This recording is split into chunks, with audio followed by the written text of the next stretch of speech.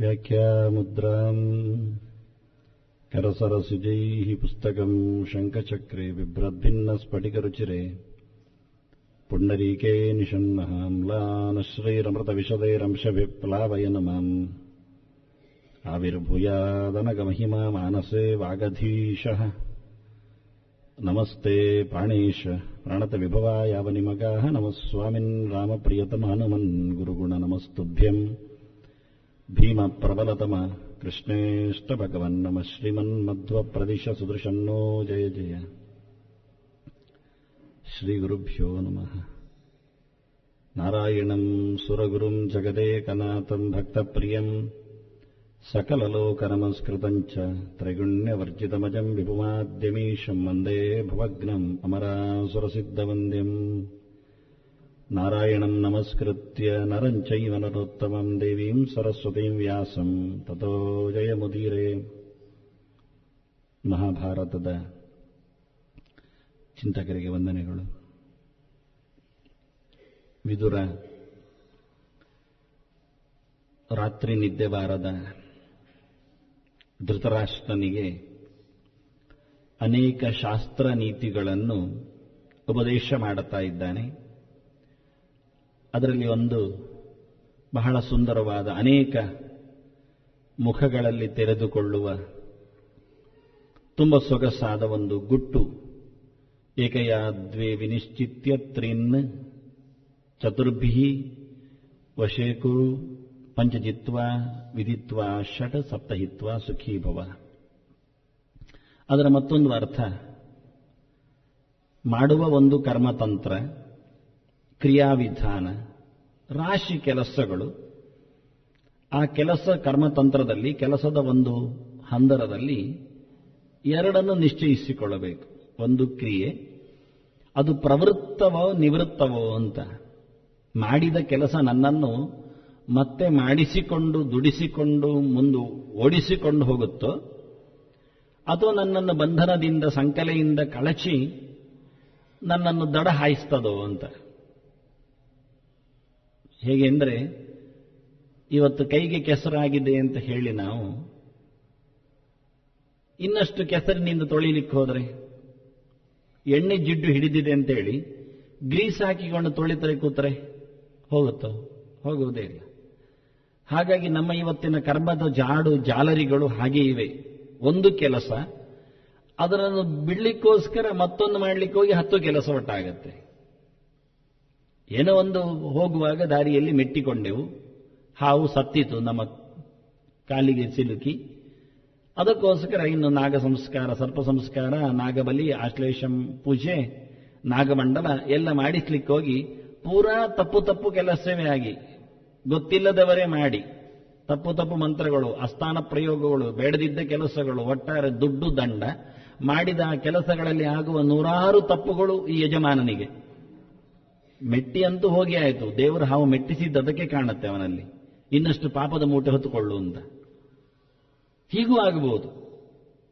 ಮಾಡಿದ ಕರ್ಮಗಳನ್ನು ಅಳಿಸಲಾಗದೆ ಅಳಿಸಲು ಹೋಗಿ ಇನ್ನಷ್ಟು ಉಳಿಸಿಕೊಳ್ಳುವ, ಬೆಳೆಸಿಕೊಳ್ಳುವ ಪ್ರವೃತ್ತಿಯಲ್ಲಿ ಹೋಗುತ್ತೆ. ಆದ್ರಿಂದ ಕರ್ಮ ಮಾಡಿದಾಗ ದ್ವೇ ವಿನಿಶ್ಚಿತ್ಯ, ಏಕಯ ಕ್ರಿಯೆಯ ದ್ವೇ ವಿನಿಶ್ಚಿತ್ಯ. ಅದು ಪ್ರವೃತ್ತಿಯೋ ನಿವೃತ್ತಿಯೋ, ನಿನ್ನನ್ನು ದುಡಿಸ್ತದೋ, ದುಡಿಸಿಕೊಂಡೋಗುತ್ತೋ, ಬೀಳಿಸುತ್ತೋ, ಬೆಳೆಸುತ್ತೋ ಎನ್ನುವುದನ್ನು ನೋಡಬೇಕು. ತ್ರೀನ್ ಚತುರ್ಭಿ ವಶೀಕರು, ಅದರ ಬೆನ್ನ ಹಿಂದೆ ಇರತಕ್ಕಂತಹ ಕರ್ಮತಂತ್ರದಲ್ಲಿ ಪ್ರವೃತ್ತವೋ ನಿವೃತ್ತವೋ. ಕೆಲವರು ಮಾಡಬೇಕು ಅಂತ ಮಾಡ್ತಾರೆ, ಕೆಲವರು ಬಿಡಬೇಕು ಅಂತ ಮಾಡ್ತಾರೆ. ಹೇಳುವುದಾಗಿ ಇನ್ನು 1 ವರ್ಷ ಬಿಡ್ತೇನೆ, ಕೆಲಸ ಮಾಡ್ತಾ ಇದ್ದಾರೆ, ಇನ್ನು 1 ವರ್ಷ ಮುಗಿತದೆ ಬಿಡ್ತೇನೆ ಅಂತಾರೆ. 50 ಆದಾಗಲೇ 60ರ ಘೋಷಣೆ ಮಾಡ್ತಾರೆ. ಆದರೆ 70 ಆದರೂ ಇನ್ನೂ 60 ಆಗಲಿಲ್ಲ ಅಂತ ಅನ್ನುತ್ತಾನೆ, ಹೇಳಿಕೊಳ್ಳುತ್ತೆ ನಂದಾಗಲೇ ನಿವೃತ್ತಿಯೇ ಆಗಲಿಲ್ಲ ಅಂತ. ನಿವೃತ್ತಿ ಇಲ್ಲ ಅವರಿಗೆ ಈ ಕಾಲದಲ್ಲಿ. ಆದ್ರಿಂದ 3 ಅದಕ್ಕೆ ಕಾರಣವಾದದ್ದು ಸತ್ವ, ರಜಸ್ಸು, ತಮಸ್ಸು, 3 ಗುಣ. ಸತ್ವ ನಿವೃತ್ತಿಗೆ ಇಷ್ಟಪಡುತ್ತದೆ, ರಜೋಗುಣ ನಿವೃತ್ತಿ ಮುಖದಲ್ಲಿ ಪ್ರವೃತ್ತಿಯನ್ನೇ ಹೇಳುತ್ತದೆ, ತಮೋ ಗುಣ ಪ್ರವೃತ್ತಿಯಲ್ಲೇ ನಮ್ಮನ್ನು ನಿಲ್ಲಿಸ್ತದೆ. ಒಂದು ಮಾಡಿದರೆ ಇನ್ನೊಂದಾಗುವುದು ತಮೋಗುಣದ ಲಕ್ಷಣ, ಒಂದು ಮಾಡಿದರೆ ಒಂದೂ ಹೋಗುವುದು ಅದು ಸತ್ವಗುಣದ ಲಕ್ಷಣ. ಬಿಡ್ಲಿಕ್ಕೋಗಿ ಮಾಡುವುದು, ಮಾಡ್ಲಿಕ್ಕೋಗಿ ಬಿಟ್ಟಂತೆ ಆಗುವುದು ಇದು ರಜೋಗುಣದ ಮಧ್ಯಗುಣದ ಲಕ್ಷಣ. ಅದನ್ನ ತ್ರೀನ್ ಆ ಕರ್ಮಗಳಿಗೆ ಪ್ರವೃತ್ತವೋ ನಿವೃತ್ತವೋ ಎರಡೂ ಕರ್ಮಗಳಿಗೂ ತ್ರಿಗುಣಗಳೇ ಕಾರಣ. ಮನಸ್ಸಿನ ಸಾತ್ವಿಕ ರಾಜಸ ತಾಮಸ ಭಾವನೆಗಳೇ ಕ್ರಿಯಾಶೀಲಗಳು. ಅವುಗಳನ್ನು 4ರಿಂದ ವಶ ಮಾಡಿಕೊಳ್ಳಬೇಕು. ಧರ್ಮ, ಅರ್ಥ, ಕಾಮ, ಮೋಕ್ಷಗಳು. ಇದು ಪ್ರವೃತ್ತ ಮತ್ತು ನಿವೃತ್ತದ ಫಲಗಳು. ನಾವು ಪ್ರವೃತ್ತಿಸಿದರೆ ನಮಗೆ ಧರ್ಮ ಲಾಭ ಆಗ್ತದೆ, ನಾವು ತೊಡಗಿಸಿಕೊಂಡರೆ ಅರ್ಥ ಲಾಭ ಆಗ್ತದೆ, ನಾವು ದುಡಿದು ನಿಂತರೆ ನಮ್ಮ ಬಯಕೆಗಳು ಕಾಮನೆಗಳು ಈಡೇರುತ್ತವೆ. ನಾವು ಕರ್ಮವನ್ನು ನಿಲ್ಲಿಸಿದರೆ, ಬಿಡುವ ವ್ಯವಸ್ಥೆಯಲ್ಲಿ ಬಂದರೆ ಮೋಕ್ಷ ನಮಗೆ ಸಿಗುತ್ತೆ. ಇದು 3 ಬಂಧನಗಳು. ಧರ್ಮಾರ್ಥ ಕಾಮಗಳು ಧರ್ಮ ಮಾಡಿದರೂ ಮುಂದೊಮ್ಮೆ ಹುಟ್ಟಿ ಬರಬೇಕು, ಮತ್ತಷ್ಟು ದೊಡ್ಡ ವ್ಯಕ್ತಿಯಾಗಿ ಇನ್ನಷ್ಟು ಕೆಲಸದಲ್ಲಿ ತೊಡಗಿಕೊಳ್ಳಬೇಕು.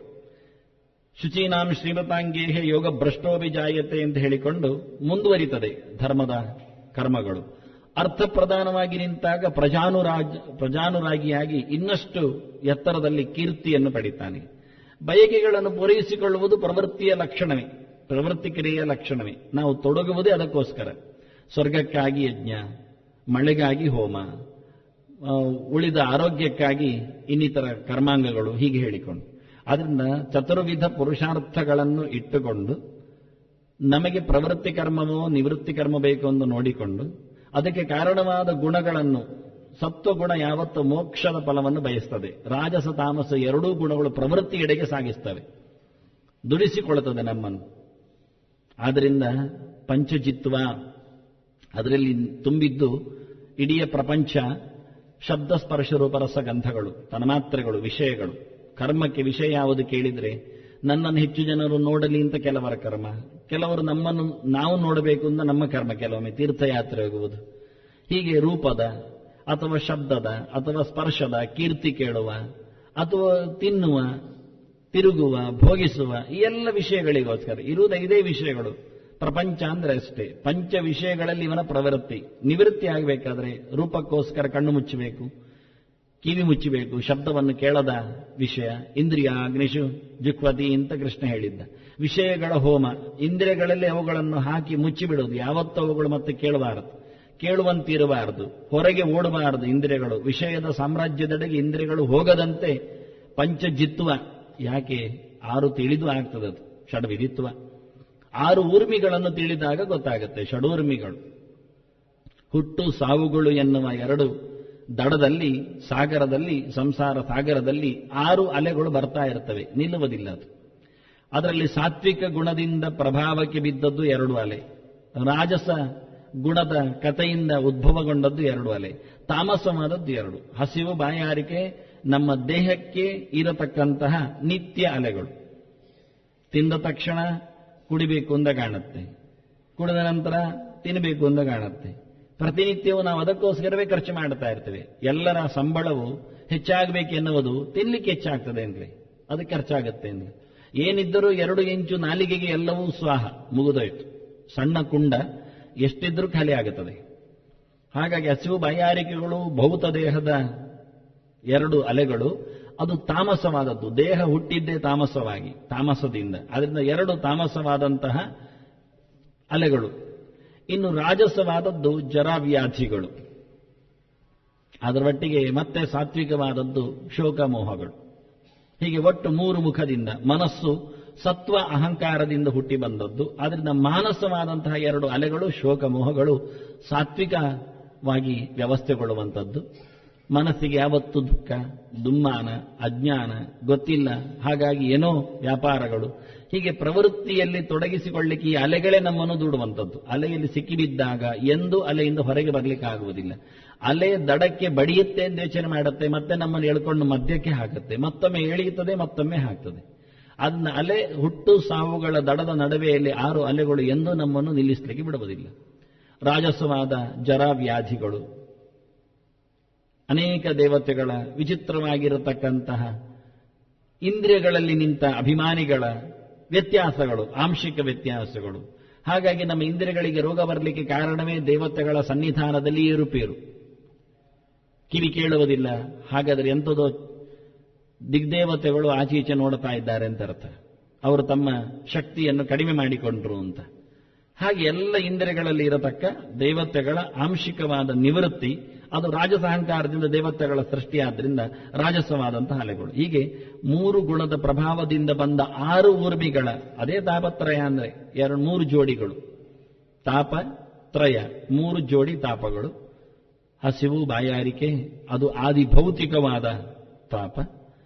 ಅದರ ಒಟ್ಟಿಗೆ ಆದಿದೈವಿಕವಾದದ್ದು ಜರಾವ್ಯಾಧಿಗಳು, ದೇವತೆಗಳ ಪ್ರಕೋಪದಿಂದ ಅವರ ನಿವೃತ್ತಿಯಿಂದ ಆಗುವಂಥದ್ದು. ಮತ್ತೆ ಆಧ್ಯಾತ್ಮಿಕವಾಗಿ ಮನಸ್ಸಿಗೆ ಸಂಬಂಧಪಟ್ಟ ಶೋಕಮೋಹಗಳು. ಹೀಗೆ ಷಡ್ವಿಧಿತ್ವ, ಸಪ್ತಹಿತ್ವ. ನಮ್ಮ ಎಲ್ಲ ಪ್ರವೃತ್ತಿ ಕರ್ಮಗಳು ಲೋಕಗಳನ್ನು ತಂದುಕೊಡ್ತವೆ. ಸ್ವರ್ಗಕಾಮೋ ಯಜೇತ ಅಂತ ಹೇಳಿಕೊಂಡು ಜ್ಯೋತಿಷ್ಠೋಮೇನ ವಸಂತೆ ವಸಂತೆ ಅಂತ ಈ ಎಲ್ಲ ಲೋಕಗಳನ್ನು ತೊರೆಯಬೇಕು. 7 ಲೋಕಗಳನ್ನು ದಾಟಿ ಸುಖೀಭವ. ಸಪ್ತಹಿತ್ವ, ಸಪ್ತ ಪುಣ್ಯ ಲೋಕಗಳನ್ನು ಪ್ರವೃತ್ತಿ ಕರ್ಮದಿಂದ ಬರುವ ಎಲ್ಲ ಲೋಕಗಳನ್ನು ನೀನು ತೊರೆದು ನಿವೃತ್ತನಾಗಿ ಸುಖಿಯಾಗುವಂತ, ಸುಖೀಭವ ಅಂದ್ರೆ ನಿವೃತ್ತನಾಗುವಂತ ಪಾಠ ಮಾಡ್ತದೆ. ಹೀಗೆ ಕರ್ಮತಂತ್ರದಲ್ಲಿನ ನಮ್ಮ ಒಂದು ಅದ್ಭುತವಾದಂತಹ ನಡೆಯನ್ನು ಧೃತರಾಷ್ಟ್ರನಿಗೆ ಬೋಧಿಸ್ತಾ ಇದ್ದಾನೆ. ನೀನು ಮಾಡುವ ಕೆಲಸ ನಿನ್ನನ್ನು ಅಧಪಾದಕ್ಕೆ ಒಯ್ಯಲಿಕ್ಕೆ, ಪ್ರವೃತ್ತಿಯ ಸೆಳೆತದಲ್ಲಿ ಹಾಕೊಳ್ಳಿಕ್ಕೆ, ತಾಮಸ ಗುಣಗಳ ಪ್ರಭಾವದಿಂದ ಮಾಡಿಕೊಳ್ಳಿಕ್ಕೆ, ಭೌತ ದೇಹದ ಒಂದು ಭೋಗ ಸಾಮ್ರಾಜ್ಯದೆಡೆಗೆ ಒಯ್ಯಲಿಕ್ಕೆ, ಹತ್ತಲಿಕ್ಕೆ, ಇಡ್ಲಿಕ್ಕೆ ನೋಡ್ತಾ ಉಂಟು. ನಿವೃತ್ತನಾಗುವಂತ ಪಾಠ ಮಾಡ್ತಾನೆ. ಸುಖೀಭವ, ಸಪ್ತಹಿತ್ವ ಸುಖೀಭವ. ಇಲ್ಲಿ ಮೆರೆದು ಕೀರ್ತಿ ಪಡೆದು ಮತ್ತೆ ಸುಖ ಸಾಮ್ರಾಜ್ಯವನ್ನು ಸ್ವರ್ಗದಲ್ಲಿ ಅಳೆದು ಮತ್ತೆ ಪುನಃ ದೊಡ್ಡ ರಾಜನಾಗಿ ಹುಟ್ಟಿ ಮುಂದುವರಿಯುವ ಯೋಚನೆ ಬೇಡ ನಿನಗೆ. ನೀನು ನಿವೃತ್ತನಾಗುವಂತ ಬಹಳ ಸುಂದರವಾಗಿ ಪಾಠ ಮಾಡಿದ್ದಾನೆ. 1ರಿಂದ ಅನೇಕ ಮುಖಗಳನ್ನು ಹೇಳುತ್ತಾ ಬಂದವ ವಿದುರ. 5ರ ಬಗ್ಗೆ ನೋಡಿಕೊಂಡೆವು. ಎಲ್ಲರ ಉಪಾಸನೆಗಳು ಹೇಗಿರಬೇಕು ಅಂತ. 6 ಬಿಟ್ಟಿರಬೇಕು ಅಂತಾನೆ. ಷಡ್ದೋಷಾ ಪುರುಷೇಣೇಹ ಹತವ್ಯಾ ಭೂತಿಮಿಚ್ಛತ. ನಿದ್ರಾ, ತಂದ್ರ, ಭಯಂ, ಕ್ರೋಧ, ಆಲಸ್ಯಂ, ದೀರ್ಘಸೂತ್ರತ. 6 ದೋಷಗಳು ಮನುಷ್ಯನನ್ನು ಮೆತ್ತಿಕೊಂಡಿವೆ, ಅದು ಬಿಡಬೇಕು ಅಂತಾನೆ. 6 ದೋಷ ಬೇಡ ಅಂತ ನಾವು ಒಂದೊಂದೇ ಸಂಖ್ಯೆಯಲ್ಲಿ ನೋಡ್ತಾ ಇದ್ದೆ. 1, 2, 3 ಏನು ಹೇಳಿದ್ದು, ಇದು 6ಕ್ಕೆ ಬಂದ. 6 ದೋಷಗಳು ಬೇಡ ಅಂದ. ಯಾವುದು ಕೇಳಿದ್ರೆ ಮೊದಲು ಅವನು ಬಿಡಬೇಕು ಹೇಳಿದ ದೋಷ ಯಾವುದು ಕೇಳಿದ್ರೆ ನಿದ್ದೆ ಅಂದ. ನಿದ್ದೆ ಬಿಡಿ ಅಂದಾನೆ. ಬಹಳ ಚೆನ್ನಾಗಿದೆ. ಅತೀ ಕಮ್ಮಿ ನಿದ್ದೆಯನ್ನು ಮಾಡಲಿಕ್ಕೆ ಇಷ್ಟಪಡಿ, ಅದಕ್ಕೋಸ್ಕರ ಪ್ರಯತ್ನ ಪಡಿ ಅಂತ. ದೀರ್ಘಕಾಲದ ನಿದ್ದೆ ಬೇಡ ಅಂತಾನೆ. ಯಾವತ್ತೂ ನಿದ್ದೆ, ಆಫೀಸಿನಲ್ಲಿ ಒಂದು ನಿದ್ದೆ, ಬೆಳಿಗ್ಗೆಗೂ ಎದ್ದಾಗಲೇ ಒಂದು ಇರ್ತದೆ ನಿದ್ದೆ. ಕಾಫಿ ಕುಡಿದು ಅಲ್ಲಿಯೇ ಬೀಳುವುದು, ಅದು ಬೆಡ್ ಕಾಫಿ ಅಂತ ಇರ್ತದೆ, ಅಲ್ಲಿಗೆ ಮಲಗಲಿಕ್ಕೆ. ಅದಾದ ನಂತರ ಆಫೀಸಿನಲ್ಲಿ ಮತ್ತೊಂದು ನಿದ್ದೆ, ಮತ್ತೆ ಮಧ್ಯಾಹ್ನ ಊಟ ಆದ ಚೂರು ಮಾಡಲೇಬೇಕು, ಅದೊಂದು ನಿದ್ದೆ. ಮತ್ತೆ ಸಂಜೆ ಹೊತ್ತಿಗೆ ಆರಾಮಿದ್ದಾಗ ಪೋರ್ಟಿಗೋದಲ್ಲಿ ಕೂತು ಅಂಗಳದಲ್ಲಿ ಕುತ್ತಿಗೆ ಚಾಚಿಯು ಆಕಾಶ ನೋಡುತ್ತಾ ಅಲ್ಲಿಗೆ ಒಂದು ಸಣ್ಣ ನಿದ್ದೆ. ಮತ್ತೆ ರಾತ್ರಿ ಮಾಮೂಲಿ ನಿದ್ದೆ. ಎಷ್ಟು ನಿದ್ದೆ ಆಯಿತು, ಎಷ್ಟು ಸರ್ತಿ ತಿಂತೇವೆ ಅಷ್ಟು ನಿದ್ದೆ. ಯಾವತ್ತು ರೆಸ್ಟೇ. ಯಾರು ಮಾತಾಡಿದ್ರೆ, ಯಾರು ಕೇಳಿದ್ರು ಹೇಗಿದ್ದಾರೆ, ರೆಸ್ಟಲ್ಲಿ ಇದ್ದಾರೆ, ಮತ್ತೆ ಮಾತಾಡಿ. ಪ್ರತಿ ಸತಿಯೂ ರೆಸ್ಟೇ ಅವರಿಗೆ. ಆಶ್ಚರ್ಯ ಆಗತ್ತೆ. ಇದನ್ನು ಉಲ್ಲೇಖ ಮೊದಲು ಮಾಡಿದ. ಷಡ್ದೋಷಾ ಪುರುಷೇಣೇಹ ಹತವ್ಯಾ ಭೂತಿಮಿಚ್ಛತ. ಬೆಳೆಯಬೇಕು ಎನ್ನುವ ಆಸೆ ಉಳ್ಳವ, ಗೆದೇಬೇಕೆನ್ನತಕ್ಕ ಅಭಿಲಾಷೆ ಇದ್ದವ, ಎತ್ತರವನ್ನು ಏರುವಲ್ಲಿ ಸಹಕಾರ ಆಗುವಂತಹ ಲಕ್ಷಣ ಯಾವುದು ಹೇಳಿದರೆ ಮೊದಲು ನಿದ್ದೆಯನ್ನು ಬಿಡುವುದು ಅನ್ನ. ನಿದ್ದರ.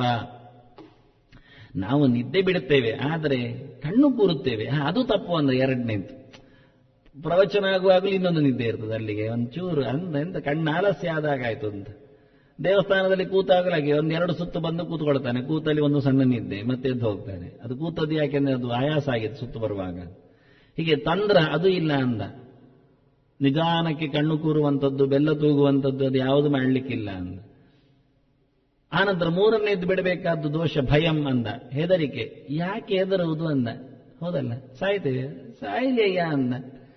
ಹೆದರಿ ಯಾಕೆ ಸಾಯಬೇಕು, ನಿರ್ಭಯರಾಗಿ ಸಾಯಿರಿ ಅಂದ. ಹೇಗೂ ಸಾಯ್ತೀರಲ್ಲ, ಹೆದರುದು ಯಾಕೆ. ಎಲ್ಲದರ ಹೆದರಿಕೆ. ಜ್ವರ ಬಂತು, ಹೆದರುತ್ತಾನೆ. ಜ್ವರ ಏನು ಬಂದಿದೆ, ಜ್ವರ ಇರ್ತದೆ, ಏನಾಗತ್ತೆ, ಅದು ಅದರ ಪಾಡಿಗೆ ಇರ್ತದೆ. ಅದು ನಾಳೆಯಲ್ಲಿ ಅದು ಏನಾಗುತ್ತೆ, ಹೆಚ್ಚು ಕಡಿಮೆ, ಏನು ಹೆಚ್ಚು ಕಡಿಮೆ ಆಗುತ್ತೆ. ಸತ್ರೆ ಸಾಯಲೇಬೇಕಲ್ಲ ಮನುಷ್ಯ, ಸಾಯದೆ ಉಳಿಲಿಕ್ಕೆ ಸಾಧ್ಯವೇ ಇಲ್ಲ. ಅದು ಕೊಲ್ಲುತ್ತದೆ ಅಂತಾದ್ರೆ ನೀನೇನು ಮಾಡಿದರೂ ರಕ್ಷಣೆ ಮಾಡಲಿಕ್ಕೆ ಆಗುವುದಿಲ್ಲ. ಮನುಷ್ಯನನ್ನು ಸಾಯಿಸುವ ಜ್ವರವೇ ಹೌದಾದ್ರೆ ಅವನು ಸಾಯಲೇಬೇಕು. ಮತ್ತೆ ನೀವು ಒದ್ದಾಡಿದ್ದಕ್ಕೆ 4 ಲಕ್ಷ ಬಿಲ್ ಆಗ್ತದೆ ಅಷ್ಟೇ, ಮತ್ತೇನಿಲ್ಲ. ಕೆಲವರು ಹೇಳ್ತಾರೆ, ಅಯ್ಯೋ ಪಾಪ, ಅವರು ಆ 4 ಲಕ್ಷ ನಮ್ಮ ಕೈಗೆ ಸಿಕ್ಕಿದ್ರೆ ಒಳ್ಳೆ 10-12 ಎಲ್ಲವರ ಕಾರ್ಯಕ್ರಮ ಮಾಡಬಹುದಿತ್ತು, ಈಗ ಆಸ್ಪತ್ರೆಯವರು ನುಂಗಿ ಹಾಕಿದ್ದಾರೆ ಅಂತ ಅವರಿಗೂ ಸೇರಿಸಿ ಒಂದು ಪಿಂಡ ಹಾಕಿ ಬಿಡ್ತಾನೆ ಇಲ್ಲಿ ಅಷ್ಟೇ. ನೆನೆಸುವಾಗ ಅವರಾದರೂ ಸತ್ಯ ಹೇಳಿದ್ರೆ ಸ್ವಾಮಿ ಬದುಕುವುದಿಲ್ಲ ಅಂತ ಕಿವಿಯಲ್ಲಿ ಆದ್ರೂ ನಮ್ದು ಹೇಳಿದ್ರೆ ನಾವು ಮನೆ ಕರ್ಕೊಂಡು ಹೋಗ್ತಿದ್ವಿ. ಸುಮ್ಮನೆ ಎಲ್ಲ ಹರಿದು ಹಾಕಿದ, ದುಡ್ಡು ತಿಂದುಬಿಟ್ಟ, ಈಗ ಅವರದ್ದು ಕರ್ಮಾಂಗ ಎಲ್ಲಿ ಸಮುದ್ರ ಬದಿಯಲ್ಲಿ ನಡೆಸಬೇಕು ಗೊತ್ತಿಲ್ಲ ಅಂತ ಬೊಬ್ಬೆ ಹೊಡ್ಕೊಳ್ತಾರೆ. ಅದಕ್ಕೆ ಮೊದಲ ಹೆದರಿಕೆ ಬಿಡಯ್ಯ, ದೇವರ ಮೇಲೆ ಭಾರ ಹಾಕುವಂದು. ಎಲ್ಲ ಸುತ್ತುವರಿದನಂದು ಕೊನೆಗೆ ಹರಕೆ ಹೇಳುವುದು ದೇವರ ಹತ್ರ ಬಂದು, ಎಂತಾದ್ರೂ ಇನ್ನು ಇದ್ರೆ ದೇವರ ಹತ್ರ ಒಂದು ಪ್ರಾರ್ಥನೆ ಮಾಡಿ ಬದುಕಿಸಬೇಕು ಅಂತ. ಮೊದಲೇ ಬಂದಿದ್ರೆ ಅಷ್ಟೆಲ್ಲ ದುಡ್ಡು ಉಳಿತದೆ, ಕಷ್ಟವೂ ಉಳಿತದೆ, ನೋವು ಉಳಿತದೆ. ಭಗವಂತನ ಮೇಲೆ ಭಾರ ಹಾಕಿದ ವಿಶ್ವಾಸದಿಂದ ದೊಡ್ಡ ಪುಣ್ಯವನ್ನು ಸಂಪಾದನೆ ಮಾಡಿದ ವ್ಯಕ್ತಿ ಆಗ್ತಾನೆ. ಅದು ಇಲ್ಲ, ಇದು ಇಲ್ಲ. ಅದನ್ನು ಮೊದಲು ಭಯ ಬಿಡುವ ಅಂದ, ಯಾವುದರ ಹೆದರಿಕೆ ಇರಬಾರದು ಅಂದ. ಇಡೀ ಜಗತ್ತು ಭಗವಂತನ ತಂತ್ರದಲ್ಲಿದೆ. ಯಾವ ವ್ಯಕ್ತಿಯು ಭಗವಂತನ ಅಧೀನವಾಗಿ ಕೆಲಸ ಮಾಡುವುದರಿಂದ ಅದು ಮೊದಲೇ ಎಲ್ಲವೂ ಆಗಿ ಹೋಗಿದೆ. ಏನಾಗಬೇಕು ಅದನ್ನು ನೀನು ಅದಕ್ಕೋಸ್ಕರ ಹೆದರುವುದು ಬೇಡ ಅಂದ. ನಿರ್ಭಯವಾದ ಶುದ್ಧ ಜ್ಞಾನಕ್ಕೆ ನೀನು ತೊಡಗು ಅಂದ. ಭಯಂ ಕ್ರೋಧ ಅಂದ, ಸಿಟ್ಟು ಮಾಡಬೇಡ ಅಂದ. ಸಿಟ್ಟು ಯಾವ ಕರ್ಮಕ್ಕೆ ಅಂದಾನೆ? ಸಿಟ್ಟಿನಿಂದ ಏನು ಕೆಲಸ ಆಗುವುದಿಲ್ಲ, ಸಿಟ್ಟು ಮಾಡಿಕೊಂಡರೆ ನೀನೇ ಹಾಳಾಗ್ತಿ ಅಂದ.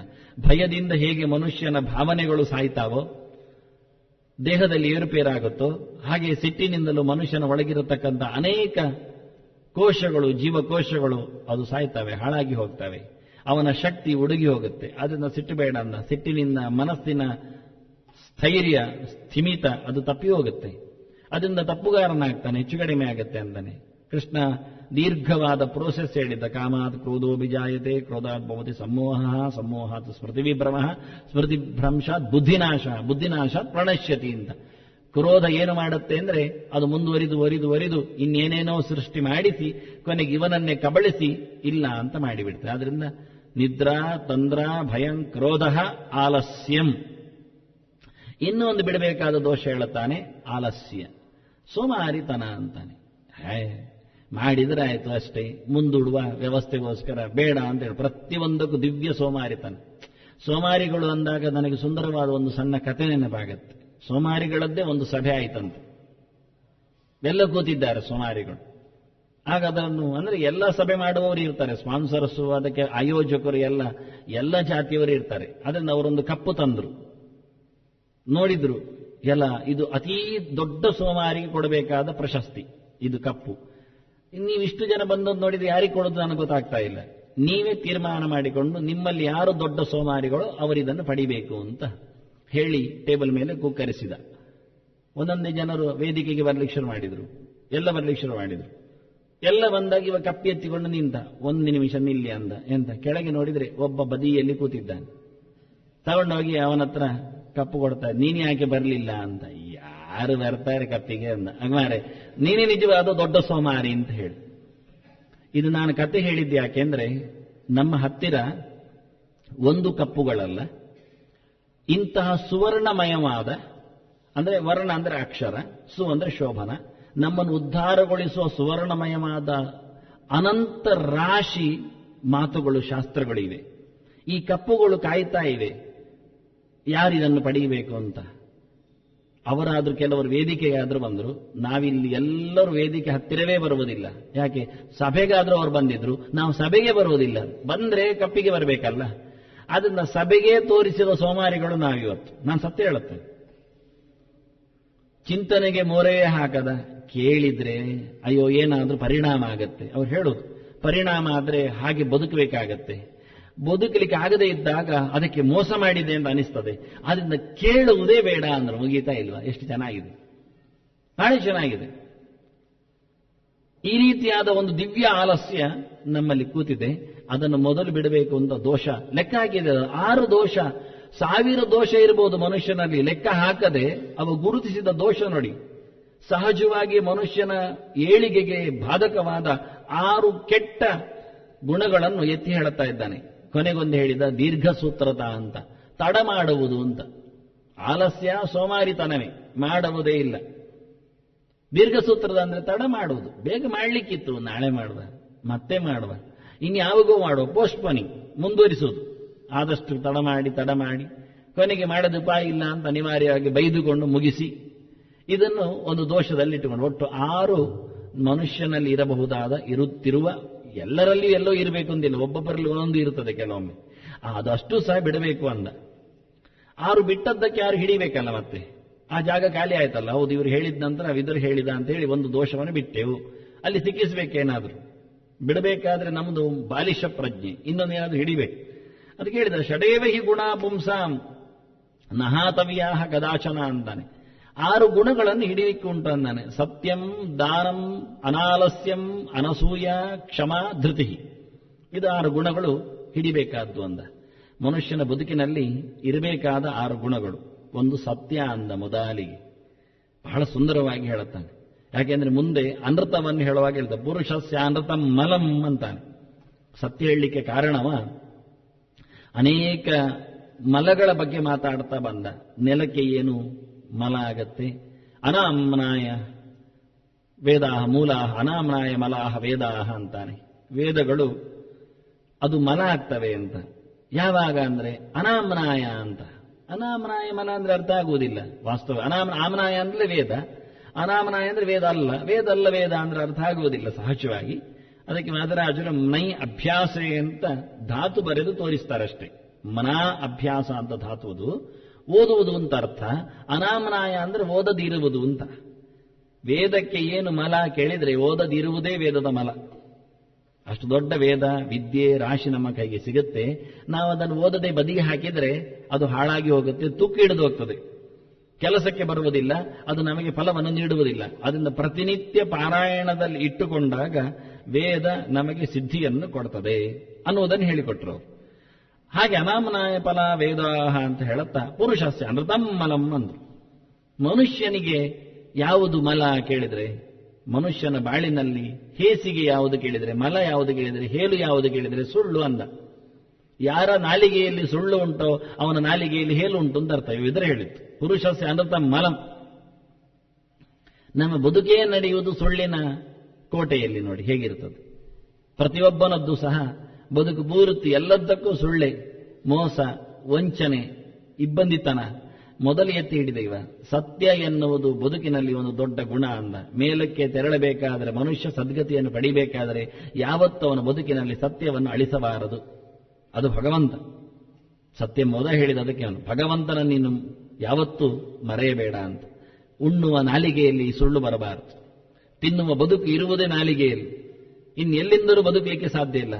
ಬದುಕಿಗೋಸ್ಕರ ಉಂಡ ನಾಲಿಗೆಯಲ್ಲಿ 2 ಮಾತಾಡ್ತಾನಲ್ಲ, ಅವನು ಯಾವ ಕಾಲಕ್ಕೂ ಉದ್ಧಾರ ಆಗುವುದಿಲ್ಲ ಅಂದ. ಸತ್ಯಂ ದಾನಂ, 2ನೇದ್ದು ದಾನ ಅಂದ.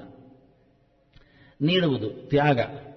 ಏನಾದರೂ ಕೊಡಯ್ಯ, ಯಾರಿಗಾದ್ರೂ ಕೊಡಯ್ಯ, ಎಷ್ಟಾದ್ರೂ ಕೊಡಯ್ಯ, ಎಂದಾದ್ರೂ ಕೊಡಯ್ಯ ಅಂದ. ಆಯ್ತಾಯ್ತು.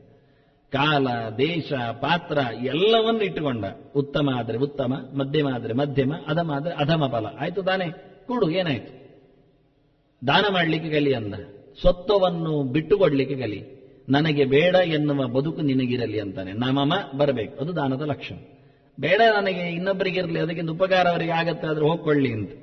ಅದರಿಂದ ಸತ್ಯಂ ದಾನಂ ಅನಾಲಸ್ಯಂ ಅಂದ. ಆ ಒಂದು ದೋಷದ ವಿಪರೀತ ಕ್ರಮ. ಆಲಸ್ಯ ಬಿಡಬೇಕು ಎನ್ನುವುದನ್ನು ಹೇಳುತ್ತಾನೆ. ಅದು ಗುಣ. ಆಲಸ್ಯ ಎನ್ನುವುದು ದೋಷ, ಸೋಮಾರಿತನ. ಅನಾಲಸ್ಯಂ ಚುರುಕುತನ, ಯಾವತ್ತೂ ರೆಡಿ, ಯಾವುದಕ್ಕೂ ಸಿದ್ಧ, ಯಾವತ್ತೂ ಸೋಮಾರಿತನ ಇಲ್ಲ, ಮೈಗಳ್ಳತನ ಇಲ್ಲ. ಯಾವುದನ್ನು ಯಾರಾದರೂ ಮಾಡಲಿ ಅಂತ ದೂಡಿಕೊಳ್ಳುವ ಕಥೆ ಇಲ್ಲ. ನಾನೇ ಮಾಡಿರ್ತೇನೇನು, ಸಾಧ್ಯ ಉಂಟ ನನ್ನಿಂದ ಮಾಡೋದು. ಅದನ್ನು ಅನಾಲಸ್ಯಂ. ಮತ್ತೊಂದು ಗುಣ ಹೇಳುತ್ತಾನೆ, ಅನಸೂಯ ಅಂತಾನೆ. ಅಸೂಯೆ ಇರಬಾರದು ಅಂತ. ಹೊಟ್ಟೆ ಕಿಚ್ಚು ಅದು ಅವನನ್ನೇ ಸುಡುತ್ತದೆ. ಅದನ್ನ ಅಸೂಯೆ, ಈರ್ಷ್ಯೆ, ಇನ್ನೊಬ್ಬರ ಮೇಲೆ ಯಾವುದೋ ರೀತಿಯಾದ ಒಂದು ದುರಭಿಮಾನ, ಹೆಚ್ಚು ಕಡಿಮೆ ಯೋಚನೆ, ಕೆಟ್ಟ ಭಾವನೆಗಳು, ಅದು ಬರಬಾರದೊಂದು ಅನಸೂಯ. ಅಸೂಯೆ ಇಲ್ಲದ ಒಂದು ಬದುಕು ಬಹಳ ಚೆನ್ನಾಗಿ. ಯಾರು ಹೇಗೆ ಇರಲಿ ನವನಿಗೇನು ಅಂತ ಆರಾಮವಾಗಿರೋ. ಅದಕ್ಕೊಂದು ಮುಂದೆ ದೊಡ್ಡ ಮಾತೆ ಹೇಳುತ್ತಾನ ಅವನು. ಈರ್ಷ್ಯೆ ಹೇಗಿರುತ್ತದೆ, ಇರಬಾರದು ಯಾಕೆ ಅಂತ ಧೃತರಾಷ್ಟ್ರನನ್ನೇ ಬೆರಳು ಮಾಡಿಸಿಕೊಂಡು ಹೇಳುತ್ತಾನೆ. ಒಟ್ಟು ಗುಣಲಕ್ಷಣ ಹೇಳುವಾಗ 6: ಅನಸೂಯ, ಮತ್ತೆ ಕ್ಷಮ ಅಂದ, ಸೈರಣೆ, ಶಾಂತಿ, ಕಾಯುವುದು, ಆಗಲಿ ಪರವಾಗಿಲ್ಲ ನೋಡುವ, ಸಹನೆ, ತಿತಿಕ್ಷೆ, ಇನ್ನೂ ನೋಡುವ, ಇನ್ನೂ ಕ್ಷಮೆ, ಎಷ್ಟು ಇದ್ರೂ ಪರವಾಗಿಲ್ಲ. ಧರ್ಮರಾಜನಿಗೆ ದ್ರೌಪದಿ ಮಾತಾಡುವಾಗ ಹೇಳುತ್ತಾನೆ ಧರ್ಮರಾಜ ಕಾಡಿನಲ್ಲಿ ಕೂತಾಗ, ಹೌದಯ್ಯ ದೊಡ್ಡ ಗುಣ ಕ್ಷಮೆ ಅಲ್ವಾ, ಅದು ನನ್ನಲ್ಲಿ ಉಂಟು, ಏನಾಯಿತು ಅಂತ. ಹಾಗೆ ಬೈತಾಳವಳು. ಹೌದು ಕ್ಷಮೆ ಬೇಕು, ಯಾವಾಗ ಅಂತ ಹೇಳ್ತಾನೆ. ಎಲ್ಲದಕ್ಕೂ ಕ್ಷಮೆ ಅಲ್ಲ. ಮಗು ಬೆಂಕಿ ಕೈ ಆಗ್ತಾ ಉಂಟು, ಇರ್ಲಿ ಎಂತ ಆಗೋದಿಲ್ಲ, ಆಗಕ್ಕೆ ಸಹನೆ ಅಲ್ಲ, ಆಗೋದಿಲ್ಲ. ಮಗು ಕೈ ಸುಟ್ಟದ್ದು ಗೊತ್ತಿಲ್ಲ, ಅಜ್ಞಾನದಿಂದ ಒಬ್ಬ ಕಣ್ಣು ಕುರುಡ ಇಲ್ಲದವ ಹೋಗ್ತಾ ಇದ್ದನಂದಾಗ ಅವನ ಪಾಡಿಗೆ ಹೋಗ್ತಾನೆ, ನಾವ್ಯಾಕೆ ಅವನಿಗೆ ಡಿಸ್ಟರ್ಬ್ ಮಾಡೋದು ಹೇಳಿದ್ರೆ, ಅವನು ಬಾವಿಗೆ ತೆರೆದ ಬಾವಿಗೆ ಬಿದ್ದರೆ ಮತ್ತೆ ಹೆಕ್ಕುವುದು ಯಾರು? ಹೇಗೆ ತೆಗಿಬೇಕು? ಕೈಕಾಲು ಮುರಿದ್ರೆ? ಅಂತ ವ್ಯವಸ್ಥೆ ಅಲ್ಲ. ಕ್ಷಮೆ ಅಂದ್ರೆ ತನಗೆ ತೊಂದರೆಯಾದಾಗ ಅದನ್ನು ಸಹಿಸಿಕೊಳ್ಳುವ, ಸಮಸ್ಯೆಗಳು ಬಂದಾಗ ಅದನ್ನು ಎದುರಿಸಲೋಸಗ ಅವನು ಪಡುವ ಯಾವುದೇ ಒಂದು ಕೂಡಲೇ ಭಾವವನ್ನು ಪಡೆಯದೆ ನಿಧಾನಕ್ಕೆ ಅದನ್ನು ನೋಡಿಕೊಂಡು ಎಲ್ಲವನ್ನು ಸಹಿಸಿಕೊಂಡು ತಪ್ಪನ್ನು ಮನ್ನಿಸಿಕೊಂಡು ಕೂಡಲೇ ವಿರೋಧಿಸಿಕೊಳ್ಳದೆ ನೆನಪಿಸಿಕೊಳ್ಳುವ ವ್ಯವಸ್ಥೆ ಅದು ಕ್ಷಮೆ ಅಂದ್ರೆ. ಕೊನೆಗೆ ಇನ್ನೊಂದು ಮುಖ ಉಂಟು, ಧೃತಿ ಅಂತ 6ನೇ ಗುಣ, ಧೈರ್ಯ. ಸಹನೆ ಬಂದಾಗ ಧೈರ್ಯ ತಪ್ಪಿ ಹೋಗುತ್ತೆ. ಧೈರ್ಯ ಮಾಡಿಕೊ ಅಂತಾನೆ, ಧೈರ್ಯವಾಗಿರುವಂತ. ಅಲ್ಲಿ ಭಯವನ್ನು ಕೊಟ್ಟ, ಭಯದ ಬದುಕು ಬೇಡ ಅನ್ಲಿಕ್ಕೋಸ್ಕರ ಧೈರ್ಯವಾಗಿರು ಅಂದ. ಭಯ ಎನ್ನುವುದನ್ನು ದೋಷ ಆದಾಗ ಅದರ ಸ್ಥಾನಕ್ಕೆ ಧೈರ್ಯವನ್ನು ತುಂಬಿಸು, ನಿರ್ಭಯನಾಗಿರು. ಏನಾಗುತ್ತೆ ಏನಾದರೂ ಒಂದೇ, ಇಷ್ಟೇ. ದೇವರ ಲೋಕದಲ್ಲಿ ಏನಾಗಬೇಕು ಎನ್ನುವುದು ನಿಶ್ಚಯ ಆಗಿದೆ, ಅದನ್ನ ಧೈರ್ಯವಾದ ಬದುಕು ನಿನಗಿರಲಿ ಅಂತ. ಹೀಗೆ 6 ಗುಣಗಳು. ಮತ್ತು ಒಂದು ಚಂದ ಹೇಳುತ್ತಾನೆ, ಷಡಿಮಾನ್ ಪುರುಷಾನ್ ಜಹ್ಯಾತ್ ಭಿನ್ನಾಂ ನಾವಮಿವಾರಣವೇ. 6 ಜನರನ್ನು ಬಿಡಬೇಕಂತೆ. ಷಡಿಮಾನ್ ಪುರುಷಾನ್ ಜಹ್ಯಾತ್ ಭಿನ್ನಾಂ ನಾವಮಿವಾರಣವೇ. ನದಿಯಲ್ಲಿ ತೆರಳಿದಾಗ ಅಥವಾ ಸಮುದ್ರದಲ್ಲಿ ಹೊರಟಾಗ, ದೋಣಿಯಲ್ಲಿ ಕೂತಾಗ, ತೂತು ಬಿದ್ದ ದೋಣಿಯನ್ನು ಏನು ಮಾಡೋದು? ಇಟ್ಕೊಂಡು ಹೋಗಿಲಿಕ್ಕಾಗತ್ತೆ, ಕೂತ್ಕೊಳ್ಳಿಕ್ಕೆ ಬರುತ್ತೆ. ಅದರಲ್ಲಿ ಕೂತ್ರೆ ನಮ್ಮನ್ನು ಮುಳುಗಿಸಿ ಆಗುತ್ತೆ, ಅದು ಮುಳುಗ್ತದೆ. ಅದರಿಂದ ಒಡೆದ ದೋಣಿಯನ್ನು ಯಾವ ನೆಲೆಯಂತೆ ನಾವು ಸಮುದ್ರದಲ್ಲಿ ಉಪಯೋಗಿಸಿಕೊಳ್ಳುವುದಿಲ್ಲವೋ, ಸಂಚಾರದಲ್ಲಿ ಅದನ್ನು ತೊರೆದು ಬಿಡುತ್ತೇವೆಯೋ, ಹಾಗೆ 6 ಜನರನ್ನು ಬಿಡಿ ಅಂದ. ಯಾರು ಜನರು ಹೇಳುತ್ತಾನೆ ವಿದುರ? ಎಲ್ಲ ಇವನ ನಿಲ್ಲಿಸಿ ಮಾತಾಡುದು. ಆದರೆ ಇವನಿಗೆ ಪುಕ್ಕಲು ಸ್ವಭಾವ, ನಿದ್ದೆ ಬರ್ತಾ ಇಲ್ಲ. ಅದರಿಂದ ಮೊದಲು ದೋಷ, ದೊಡ್ಡ ದೋಷ ನಿದ್ರಾ ತಂದ್ರ ಅಂದದ್ದಾಗೆ. ನಾವು ಧೃತರಾಷ್ಟ್ರ ನೋಡ್ತಾ ಬರಬೇಕು ವಿದುರ ನೀತಿ ಹೇಳುವಾಗ. ವಿದುರ ಧೃತರಾಷ್ಟ್ರ ಹೇಳುತ್ತಾ ಇದ್ದಾನೆ ತಿಳ್ಕೊಂಡಾಗ ಅವನ ಕುತ್ತಿಗೆ ಹಿಡಿದಿದ್ದಾನೆ ಗೊತ್ತಾಗುತ್ತೆ. ಓಹೋ, ಅದು ದೋಷ, ನಿದ್ದೆ ಬರೋದಿಲ್ವ? ಅದು ದೊಡ್ಡ ದೋಷ ಅಂದ. ಷಡ್ದೋಷ. ನಿದ್ದೆ ಅದು ಮನುಷ್ಯನನ್ನು ಪೂರ ನಿದ್ದೆ ಮಾಡುವುದು ತಪ್ಪು, ನಿದ್ದೆ ಮಾಡದಿರುವುದು ತಪ್ಪು, ಎರಡುವ ದೋಷ ಅಂದ್ರೆ ಹಾಗೆ ಅಂತಾನೆ. ಅಂದ್ರೆ ನಿದ್ದೆ ಅನ್ನೋದು ದೊಡ್ಡ ದೋಷ. ಆದ್ರೆ ಎಚ್ಚರ ಇರಬೇಕಂದ್ರೆ ನೀನು ಸಮಸ್ಯೆ ಮಾಡಿಕೊಂಡಿಯಲ್ಲ, ಮತ್ತೆ ನೀನು ಹೆದರಿಕೊಳ್ಳುತ್ತಾ ಇದ್ದೆ. ಅದನ್ನ ನಿದ್ದೆ ಬಿಟ್ಟರೂ ಆಗುವುದಿಲ್ಲ. ನಾತ್ಯಷ್ಣದಸ್ತಿ ಯೋಗವಸ್ತಿಯಿಂದ ಕೃಷ್ಣ ಹೇಳಿದ ಹಾಗೆ ಧೃತರಾಷ್ಟ್ರನನ್ನು ವಿಪರೀತವಾಗಿ ದುಡಿಸ್ತಾ ಇದ್ದಾನೆ. ಒಮ್ಮೆ ದೋಷ ಅಂತಾನೆ, ದೋಷ ಅಲ್ಲ ಅಂತಾನೆ ಯೋಚನೆಗೆ ಅವನನ್ನು ತೆರಳಿಸ್ತಾನೆ. ಹಾಗೆ 6 ಜನರು ಬಿಡಬೇಕು ಅಂದಾಗ ಹೇಳಿದ, ಅಪ್ರವಕ್ತಾರಂ ಆಚಾರ್ಯಂ ಅನಧೀಯಾನ ಮೃತ್ಯುಷಂ ಅರಕ್ಷಿತಾರಂ ರಾಜಾನಂ ಭಾರ್ಯಾಂಚ ಅಪ್ರಿಯವಾದಿನೀಂ ಗ್ರಾಮಕಾಮಂಚ ಗೋಪಾಲಂ ವನಕಾಮಂಚ ನಾಪಿತಂ. 6 ಜನರು ಬೇಡ. ಅಪ್ರವಕ್ತಾರಂ ಆಚಾರ್ಯಂ, ಗುರುಗಳು ನಮಗೆ ಬೇಡ. ಯಾವಾಗ ಅಂದ್ರೆ ಅವರು ಪಾಠ ಮಾಡುವುದಿಲ್ಲ, ಅಂದ್ರೆ ಮತ್ತೆ ಯಾಕೆ ಅಂದ, ಮುಗಿಯಿತು. ಮನೆಯಲ್ಲಿ ಸುಮ್ಮನೆ, ಅರಮನೆಯಲ್ಲಿ ಸುಮ್ಮನೆ ಊಟಕ್ಕಿದ್ದಾರೆ, ಪಂಡಿತರು ಅಂತ ಹೇಳಿ ಶಾಲ ಹಾಕಿಕೊಂಡು ಆನೆಯಾಗಿ ಮುಂದಕ್ಕೆ ಬರ್ತಾರೆ ಹೋಗ್ತಾರೆ. ಈ ಮುದಿ ಗೂಬೆಗಳು ಕೂತುಕೊಂಡು ಮಾಡುವುದೆಂತದ್ದು ಕೇಳಿದ. ಬಿಸಾಡ ಆಚೆ ಆಗಿದೆ. ಹೇಳಲಿಕ್ಕೆ ಬಾರದ, ವಿಷಯ ಗೊತ್ತಿಲ್ಲದ, ಪ್ರವಚನ ಕೊಡದ, ಪಾಠ ಮಾಡದ, ಪ್ರಶ್ನೆ ಕೇಳಿದರೂ ಉತ್ತರಿಸಲಾರದ ಇಲ್ಲದ ವ್ಯಕ್ತಿ ನಮಗೆ ಯಾಕೆ ಅಂದ. ಅಪ್ರವಕ್ತಾರ ಆಚಾರ್ಯಂ, ಗುರುಪೀಠದಲ್ಲಿ ಗುರುಸ್ಥಾನ, ದೊಡ್ಡ ಸಂಗತಿ ಕೈ ಮುಗಿಬೇಡ ಅಂದ. ಎಂತ ನಿರ್ದಾಕ್ಷಿಣ್ಯವಾದ ಉತ್ತರ ನೋಡಿ ಅವನು. ಯಾರಿಗೆ ವಿಷಯ ಗೊತ್ತಿಲ್ಲ, ಗೊತ್ತಿದ್ರೆ ಮಾತಾಡ್ತಾನೆ, ಯಾರು ಮಾತಾಡುವುದಿಲ್ಲ ಅಂತವರನ್ನು ಇಟ್ಕೊಳ್ಳೋದು ಯಾಕೆ ಗುರುಸ್ಥಾನದಲ್ಲಿ ಕೇಳಿದ. ನಮ್ದು ಗುರುಸ್ಥಾನ ದೊಡ್ಡದು. ಯಾವ ನಾಯಿ ಬಂದು ಕೂತಿರೋದಕ್ಕೆ ಕೈ ಮುಗಿಯುವುದು, ಪಟದ ಕಾಣಿಕೆ ಇಡುದು, ಇದು ಯಾವ ಕರ್ಮ ಅಂತಾನೆ. ಇದು ವಿದುರ ಹೇಳ್ತಾನೆ ನಿರ್ದಾಕ್ಷಿಣ್ಯವಾಗಿ. ಕಂಬದ ಮರ್ಯಾದೆ ಅಲ್ಲಿದ್ದ ವ್ಯಕ್ತಿಗಿದ್ದಾಗ ಮಾತ್ರ. ಕಂಬ ಎಂತಹ ದೊಡ್ಡ ನರಸಿಂಹನನ್ನು ಹೆತ್ತಿತ್ತು ನೋಡಿ. ಇವತ್ತು ನಾವು ನಾಯಿ ಜಾತಿಯನ್ನು ಕೂಲಿರಿಸಿ ಕಂಬಕ್ಕೆ ಮರ್ಯಾದೆ ಮಾಡ್ತೇವೆ, ಯಾವ ಕರ್ಮಕ್ಕೆ ಕೇಳ್ತಾನೆ. ಅಪ್ರವಕ್ತಾರ ಆಚಾರ್ಯಂ ಅಂದ.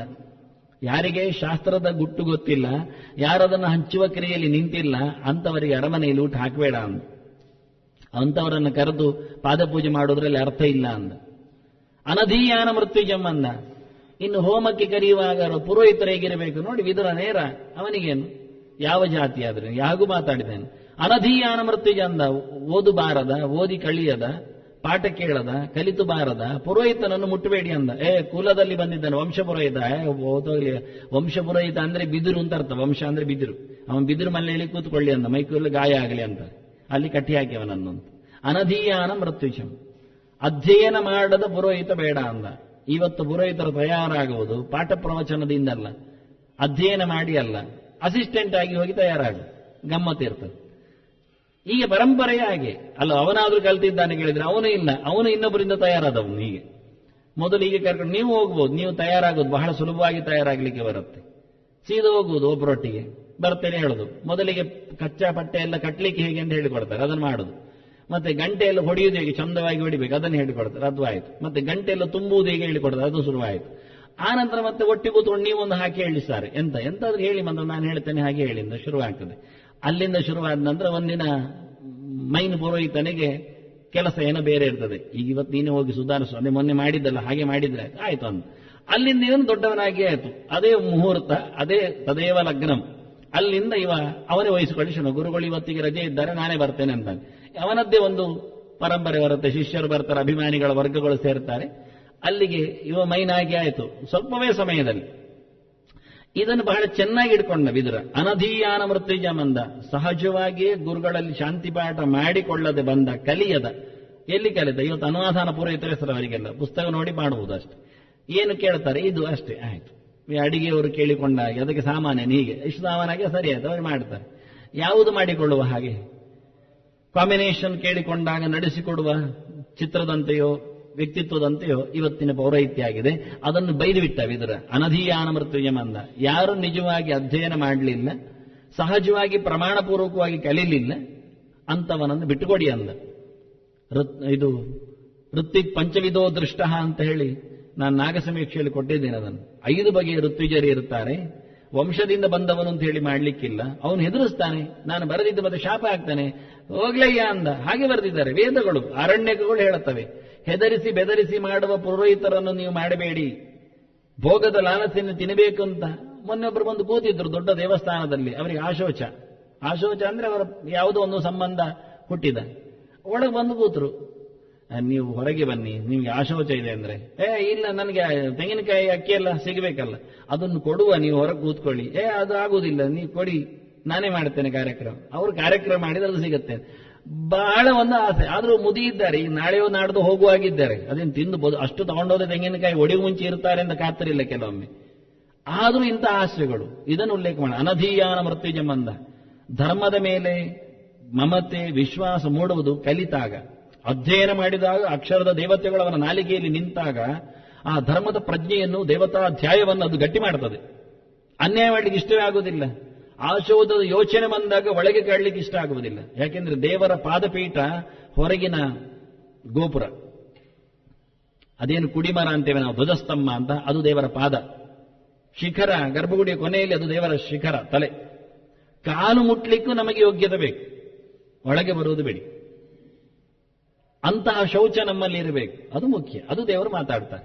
ಅನ್ನು ದೇವರನ್ನೇ ಮಾತಾಡಿಸುವ ವ್ಯಕ್ತಿಯೇ ಅಪಚಾರ ಮಾಡಿದರೆ ಇನ್ನು ಹೇಗಿರಬೇಡ, ಕಥೆ ಹೇಗಾಗಬೇಡ. ಇದನ್ನು ಯೋಚನೆ ಮಾಡಲಿಕ್ಕೆ ಅನಧೀಯಾನ ವೃತ್ತಿಗೆ ಓದಿಕೊಳ್ಳುವುದು. ಯಾಕೆಂದ್ರೆ ಪ್ರಮಾಣ ನಿಷ್ಠನಾಗಿ ಓದಿಕೊಂಡಾಗ ಅವನಿಗೆ ಪ್ರತಿಯೊಂದು ಅರ್ಥ ಆಗುತ್ತೆ. ಪಾದ ಮುಟ್ಟುವಲ್ಲಿಯೂ, ಪಾದದ ಹತ್ತಿರದಲ್ಲಿ ತನ್ನ ಪಾದ ಇಡುವಲ್ಲಿಯೇ ಅವನು ಬಹಳಷ್ಟು ನಡಗುತ್ತಾನೆ, ಯೋಚನೆ ಮಾಡ್ತಾನೆ. ಭಗವಂತನ ಪಾದವನ್ನು ನಾನು ಮೈಲಿಗೆಯಲ್ಲಿ ಸ್ಪರ್ಶ ಮಾಡಲೆ ಎನ್ನುವ ಯೋಚನೆ ಬಂದಾಗ ತನ್ನಷ್ಟಕ್ಕೆ ಹೊರಗೆ ಹೋಗುತ್ತೆ ಕಾಲು. ಇದು ಯೋಚನೆಗೆ ಬರುವಂತ. ಇದು ಗೊತ್ತಿಲ್ಲ, ಅಧ್ಯಯನ ಆಗಿಲ್ಲ, ಯಾರೋ ಹೇಳಿ ಕೇಳಿದ್ರಿಂದ ಶ್ರದ್ಧೆ ಬರುವುದಿಲ್ಲ. ಶ್ರದ್ಧಾ ಅಭಾವದಿಂದಾಗಿ ಅನ್ಯಾಯಗಳು ನಡೀತದೆ. ಅಂತಹ ಪುರೋಹಿತರನ್ನು ಕರಿಬೇಡ ಅಂದ. ವಂಶದವ ಬಿಟ್ಟುಕೊಡು ಅಂದ. ಏನು ಪರವಾಗಿಲ್ಲ ಅಂದ. ಕುಲ ಪುರೋಹಿತಕ್ಕೆ ಲೆಕ್ಕ ಇಲ್ಲ ಅಂದ. ನಮಗೇನಾದ್ರೂ ಪರವಾಗಿಲ್ಲ, ಹೇಳಲಿಕ್ಕೆ ಇಲ್ಲ ಅಂದ. ಅದು ಒಳ್ಳೆಯ ತಿಳಿದವನಿಗೆ ಮಾತ್ರ ದಕ್ಕುವ ಸ್ಥಾನ ಅಂತಾನೆ. ಯಾಕೆ ನಮ್ಮನ್ನು ಉದ್ಧಾರ ಮಾಡಬೇಕಲ್ಲ. ವಂಶದವನೇ, ಹಿಂದಿನಿಂದ ಬಂದವನೇ, ಇವತ್ತು ದೋಣಿ ನಡೆಸಬೇಕು, ಅವರ ರಜೆ ಅಂಬಿಗೆಗಿಲ್ಲ, ಅವನ ಮಗ ಇದ್ದಾನೆ, ವಂಶಕ್ರಮ ಆಗದ, ವಂಶದಲ್ಲಿದ್ದವನೇ ದೋಣಿ ನಡೆಸಬೇಕು, ಅವನ ಕೊಳ್ಳಿರಿಸುವುದಾ? ಅವನಿಗೆ ಹುಟ್ಟಾಗ್ಲಿಕ್ಕೆ ಗೊತ್ತಿಲ್ಲ, ವಿಷಯವೂ ಗೊತ್ತಿಲ್ಲ ಅವನಿಗೆ. ನೀರು ಬಂದಾಗ, ಸೆಲೆ ಬಂದಾಗ, ಮಡು ಬಂದಾಗ, ಗಾಳಿ ಬಂದಾಗ ಹೇಗೆ ಮಾಡಬೇಕು, ಕಂಟ್ರೋಲ್ ಹೇಗೆ ಗೊತ್ತಿಲ್ಲ. ಇರ್ಲಿ, ಅಂಬಿಗನ ಮಗ ಅಂಬಿಗ ಹಾಕುವುದು ಹೇಳಿದ್ರೆ ನಮ್ಮ ಅವಸ್ಥೆ ಏನು? ನಾವು ಮುಳುಗ್ತೇವೆ, ಅವನು ಮುಳುಗ್ತಾನೆ, ದೋಣಿಯೂ ಮುಳುಗ್ತದೆ. ಅದನ್ನ ಕರ್ಮತಂತ್ರ ಎನ್ನುವುದು ನಮ್ಮ ಸಂಸಾರದಲ್ಲಿ ನಡೆದ ಒಂದು ಶಾಂತಿ ಸಮಾರಾಧನೆ, ಸುಂದರವಾದ ಯಾತ್ರೆ. ಅದರಲ್ಲಿ ವಂಶಕ್ರಮಾಗತ ಬಂದು ಒಬ್ಬ ಕಪ್ತಾನ ಅಂತೇಳಿ, ಪುರೋಹಿತ ಅಂದ್ರೆ ಹಾಗೆ ಮುಂಚೂಣಿಯಲ್ಲಿ ನಿಂತು ನಮ್ಮನ್ನು ಚೆನ್ನಾಗಿ ನಡೆಸುವವ ಅಂತ ಅರ್ಥ. ಅವರೇ ಚೆನ್ನಾಗಿಲ್ಲ ಅಂತಾದ್ರೆ ನಮ್ಮ ಕರ್ಮದ ತಂತ್ರದ ಕಥೆ ಏನು? ನಾವು ನಂಬಿಕೊಂಡು ಬಂದ ಯಜ್ಞಯಾಗಗಳ ಅವಸ್ಥೆ ಏನು? ನಮ್ಮ ಪಾಡು ಏನು? ನಮ್ಮ ಫಲ ಏನು? ನಾವು ಮುಳುಗ್ತೇವೆ, ಅವನು ಮುಳುಗ್ತಾನೆ. ಹಾಗಾಗಿ ಅಗ್ನಿಮುಗ್ಧಾಹ ಧೂಮತಾಂತಹ ಅಂತ ಶ್ರುತಿ ಕರೆದ ಗೆರೆಯನ್ನು ವಿದುರ ಚೆನ್ನಾಗಿ ಅನುವಾದ ಮಾಡ್ತಾನೆ. ಅನಧೀಯಾನ ವರ್ತುಜಂ ಅರಕ್ಷಿತಾರಂ ರಾಜಾನಂ. ದೊರೆಗಳು ಅಂತ ನಾವು ಓಟು ಕೊಟ್ಟು ಒಂದು ಕುಳ್ಳಿರಿಸ್ತೇವೆ, ಅವುಗಳು ಕಪ್ಪೆಗಳಾಗಿ ಆಚೀಚೆ ಹಾರುತ್ತಾ ಇದ್ರೆ ಅವುಗಳನ್ನು ಹೊರಗಾಕಿ ಅಂದೈವ. ಅರಕ್ಷಿತಾರಂ ರಾಜಾನಂ ಷಡಿಮಾನ್ ಪುರುಷಾನ್ ಜಹ್ಯ ತಂದಾನೆ. ಇವರನ್ನು ಬಿಟ್ಟುಕೊಡಿ, ಉಪಯೋಗಿಯನ್ನು ಕೇಳ್ತಾನೆ. ನಿಮಗೆ ಟೊಪ್ಪೆ ಆಗ್ತಾವಷ್ಟೇ, ಉಪಯೋಗ ಇಲ್ಲ ಅಂತಾನೆ. ನಿಷ್ಠೆ ಇಲ್ಲ ಅವರಲ್ಲಿ ಯಾವುದೇ ರೀತಿಯಾದದ್ದು. ನಮ್ಮ ದೇಶವನ್ನು ರಕ್ಷಣೆ ಮಾಡದ, ಪ್ರಜೆಗಳನ್ನು ಕ್ಷೇಮವಾಗಿ ಇಟ್ಟುಕೊಳ್ಳದ ಅಂತಹ ಅರಸೊತ್ತಿಗೆ ಅಂತಹ ರಾಜ ಇದ್ರು, ರಾಜನಿಗೆ ಬೈಯುದಿವ ನೇರ. ಇವನಿಗೆ ಹೇಳದ ಅರಕ್ಷತಾರಂ ರಾಜಾನಂದ, ನಿನಗೆ ಚೆನ್ನಾಗಿ ನಿನ್ನ ಅಣ್ಣನ ಮಕ್ಕಳನ್ನೇ 5 ಚೆನ್ನಾಗಿ ನೋಡಿಕೊಳ್ಳಿಕ್ಕೆ ನಿನಗೆ ಆಗ್ತಾ ಇಲ್ಲ, ಅವರನ್ನೇ ದಬ್ತಾ ಇದ್ದಿ, ಮೋಸದಲ್ಲಿ ಹೊರಗೆ ಹಾಕ್ತಾ ಇದ್ದಿ, ಇಂಥ ರಾಜ ಯಾಕೆ ಬೇಕು ಅಂತಾನೆ. ಅವನಿಗೆ ಬೈತಾನೆ ಸೀದಾ, ಹೊರಗಾಕಯ್ಯ ಅಂದ. ಯಾರು? ನಿನ್ನನ್ನೇ ಅಂದ. ಅರಕ್ಷಿತಾರಂ ರಾಜಾನಂ ಅಂತಾನೆ. ಸುರಕ್ಷೆ ಕೊಡದೇ ಇರತಕ್ಕ ಲೋಕಕ್ಕೆ ಒಂದು ಅರಮನೆಯ ಸೊಸೆಗೆ ಅರಮನೆಯಲ್ಲಿ ಕೂತ ಕುವರರಿಂದ ರಕ್ಷಣೆ ಇಲ್ಲ ಅಂತಾದರೆ ಎಂಥ ಬೇಜವಾಬ್ದಾರಿತನ ಅದು. ಅರಮನೆಯ ಸೊಸೆ ಇದ್ದಾಳೆ, ದ್ರೌಪದಿ ಇದ್ದಾಳೆ, ಇವರೇ ನಿಂತು ಅಪಚಾರ ಮಾಡಲಿಕ್ಕೆ ನಿಂತಿದ್ದಾರೆ. ಇಷ್ಟಕ್ಕೂ ರಾಜನ ರಕ್ಷೆ ಇಲ್ಲ ಅಂತಾದ್ರೆ ಅರ್ಥ ಏನು ಕೇಳ್ತಾನೆ. ಅರಕ್ಷಿತಾರಂ ರಾಜಾನಂ ಅಂದ. ನಿರ್ಭಯವಾಗಿ ಒಂದು ಹೆಣ್ಣು ಮಗಳಿಗೆ ಅರಮನೆಯಲ್ಲಿ ಕೇಳ್ತಾ ಇದ್ದಾಳೆ ಅವಳು. ಇದು ಧರ್ಮವೋ, ಇದು ಸಭೆಯೋ, ಇದು ವೃದ್ಧರೋ, ಇದು ಹಿರಿಯರೋ ಕೇಳ್ತಾ ಇದೆ, ಇದು ಕ್ರಮವೋ ಕೇಳ್ತಾ ಇದ್ದಾಳೆ. ಉತ್ತರ ಕೊಡ್ಲಿಕ್ಕೆ ಆಗ್ತಾ ಇಲ್ಲ ರಾಜನಿಗೆ. ನೀನ್ ಯಾರಯ್ಯ ರಾಜ ಅಂತ ಕೇಳ್ತಾನೆ ವಿದುರ ಅಣ್ಣನಿಗೇನೆ. ಅರಕ್ಷಿತಾರಂ ರಾಜಾನಂ ಪುರುಷಾನ್ ಜಖ್ಯಾತ್ ಅಂದ. 6ರಲ್ಲಿ ಅವನೊಬ್ಬ ಸೇರ್ತಾನೆ, ಹೊರಗಾಕೆಯ್ಯ ಅಂತ. ಎಷ್ಟು ಚೆನ್ನಾಗಿ ಹೇಳ್ತಾನೆ. ಅವನಿಗೇನು ಕಮ್ಮಿ ಇಲ್ಲ, ಮುಲಾಜಿಲ್ಲ. ಋತ್ವಿಜರನ್ನು ದೂಡು ಅಂತ ಹೇಳುವವನು, ದಬ್ಬು ಅಂತ ಹೇಳುವವನು, ರಾಜರನ್ನು ಹೊರಗಾಕು ಅಂತಾನೆ. ಅದೇ ನಿರ್ದಾಕ್ಷಿಣ್ಯವಾದಂತಹ ಧರ್ಮದ ಚೌಕಟ್ಟಿನಲ್ಲಿ, ಅದೇ ಗೆರೆಯಲ್ಲಿ, ಅದೇ ಮಾತಿನಲ್ಲಿ, ಅದೇ ಮುಂದರಿಕೆಯಲ್ಲಿ. ಮತ್ತು ಹೇಳುತ್ತಾನೆ ಭಾರ್ಯಾಂಚ ಅಪ್ರಿಯವಾದಿನಿ ಮಂದ. ಸುಳ್ಳು ಹೇಳುವ, ಸರಿಯಾಗಿಲ್ಲದ, 2 ಮಾತಾಡುವ, ಎಲ್ಲ ಕಡೆ ಏನು ಹಿಡಿಸಿ ಹಾಕುವ ಹೆಂಡತಿ ಆದ್ರೇನಯ್ಯ ಹೊರಗೆಸಿ ಅಂದ. ಭಾರ್ಯಾಂಚ ಇವ ಅಪ್ರಿಯವಾದಿನಿ ಅಂತಾನೆ. ಸಣ್ಣಾಗಿ ಇಲ್ಲ ಅಂತಾದ್ರೆ ಯಾವತ್ತೂ ನೋಡಿದ್ರು, ಅದು ಯಾರೋ ಹೇಳಿದ್ರು ಇಬ್ರು, ಅದು 2 ಸಮಾಂತರವಾಗಿ ಹೋಗುವ ಚಕ್ರಗಳಂತೆ ಗಾಡಿಯಲ್ಲಿಂದ, ಯಾವತ್ತು ಒಟ್ಟಾಗುವುದೇ ಇಲ್ಲ. ಆದ್ರೆ ಚಕ್ರ ಯಾಕೆ ಕೇಳಿದ್ರು? ಯಾವತ್ತು ನೋಡಿದ್ರು ಹಾಗೆ 2 ಮುಖಗಳಾಗಿ, ದೂರದ ಮುಖಗಳಾಗಿ, ದಕ್ಷಿಣ ಉತ್ತರ ಧ್ರುವಗಳಾಗಿ ಹೋಗ್ತಾ ಇದ್ರೆ ಮತ್ತೆ ಸಂಸಾರದ ಕಥೆ ಏನು? ಇದು ಚೆನ್ನಾಗಿಲ್ಲ, ಇದು ಗಾಡಿಯು ಸರಿ ಇಲ್ಲ ಅಂದ. ನಮ್ದು ಗಾಡಿ ಆಗಬಾರ್ದು, ಮತ್ತೆ ಹಾಗಿರಬಾರ್ದು ಅಂತಾನೆ. ಭಾರ್ಯಾಂಚ ಅಪ್ರಿಯವಾದಿನಿ ಮಂದ.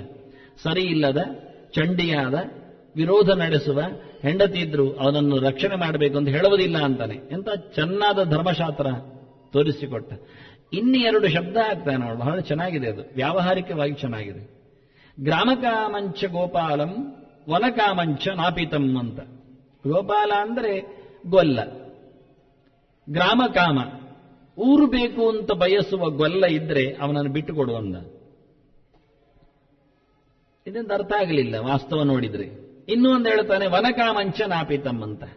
ಕಾಡು ಬೇಕು ಅಂತ ಹೇಳುವ ಬಂಡಾರಿ ಇದ್ರು, ತಲೆ ಬೋಳಿಸುವವನಿದ್ರು, ನಾಪಿತ ಅಂದ್ರೆ ಕ್ಷೌರಿಕ, ಅವನಿದ್ರು ಅವನನ್ನು ಬಿಟ್ಟು ಕೊಡುವಂದ, ಊರಿನಿಂದ ಹೊರಗೆ ಹಾಕುವಂತಾನೆ. ಯಾಕೆಂದ್ರೆ ಇವರಿಬ್ಬರು ವ್ಯಕ್ತಿಗಳು ಊರು ಹಾಳು ಮಾಡುವವರು ಅಂತ ಅರ್ಥ ಇವನ ಲೆಕ್ಕದಲ್ಲಿ. ಒಬ್ಬ ಗೋಪಾಲ, ಒಬ್ಬ ಗೊಲ್ಲ, ದನ ಕಾಯುವವ. ಅವ ಮನೆ ಬೇಕು ಅಂತ ಕೇಳಬಾರದು, ಊರು ಬೇಕು ಅಂತ ಕೇಳಬಾರದು. ಅವನು ಊರಿಂದ ಊರಿಗೆ ದನಗಳನ್ನು ಸಂಚಾರ ಮಾಡಿಸ್ತಾ, ದೊಡ್ಡದು ಮಾಡ್ತಾ, ಜಾಸ್ತಿ ಮಾಡ್ತಾ, ಹೈನುಗಾರಿಕೆಯಲ್ಲಿ ದೇಶಕ್ಕೆ ಒಂದು ದೊಡ್ಡ ಸಂಪತ್ತಾಗಿ. ಶೂರಸೇನನ ಮಗ ನಂದಗೋಪ ವೈಶ್ಯ ಜಾತಿಯಲ್ಲಿ ಹುಟ್ಟಿದವ. ಅವನು ಯಾದವರೆಲ್ಲರ ದನಗಳನ್ನು ಸಾಕ್ತಾ ಇದ್ದವ. ದೊಡ್ಡ ಗೊಲ್ಲರ ಒಡೆಯ. ಅವನು ಊರಿಂದ ಊರಿಗೆ ಅದನ್ನು, ಎಲ್ಲಿ ನದಿಯ ತಾಣ ಇರ್ತದೆ, ಎಲ್ಲಿ ಹುಲ್ಲುಗಾವಲು ಜಾಸ್ತಿ ಇರ್ತದೆ, ಎಲ್ಲಿ ಬೆಟ್ಟದ ತಪ್ಪಲಿ ಇರ್ತದೆ, ಅದೇ ಗೋವರ್ಧನದ ಸನಿಹ, ವೃಂದಾವನ, ಗೋಕುಲ, ಇಲ್ಲೆಲ್ಲ ತಗೊಂಡೋಗಿ ಗೋವುಗಳನ್ನು ಮೇಯಿಸಿ ಡೇರೆ ಕಟ್ಟಿ, ಚೆನ್ನಾಗಿ ಡೇರೆ ಕಟ್ಟೋದು. ಅವರು ಗಾಡಿಯಲ್ಲಿ ಹೋಗುವುದು, ಗಾಡಿಯಲ್ಲಿ ಎತ್ತಿನ ಗಾಡಿಯಲ್ಲೇ ಸಂಚಾರ ಅವರದ್ದು. ಎತ್ತಿನ ಗಾಡಿಯಲ್ಲೇ ಹೈನು ಹಾಕಿಕೊಂಡು ಮಾರಾಟ, ಹಳ್ಳಿಗೆ ಹೋಗಿ ಆ ಗಾಡಿಗಳನ್ನು ಅರ್ಧ ಚಂದ್ರಾಕಾರದಲ್ಲಿ ನಿಲ್ಲಿಸುವುದಂತೆ. ಇದವರಿಗೆ ಕೋಟೆ. ಹೋದಲ್ಲಿ ಎಲ್ಲ ಗಾಡಿಯನ್ನು ನಿಲ್ಲಿಸಿದ ಕ್ರಮ ಪ್ರಕಾರ. ಮಧ್ಯೆಯಲ್ಲಿ ಅವರೆಲ್ಲ ಮಲಗಿ ಆಡಿಕೊಂಡು ಕೂತರು.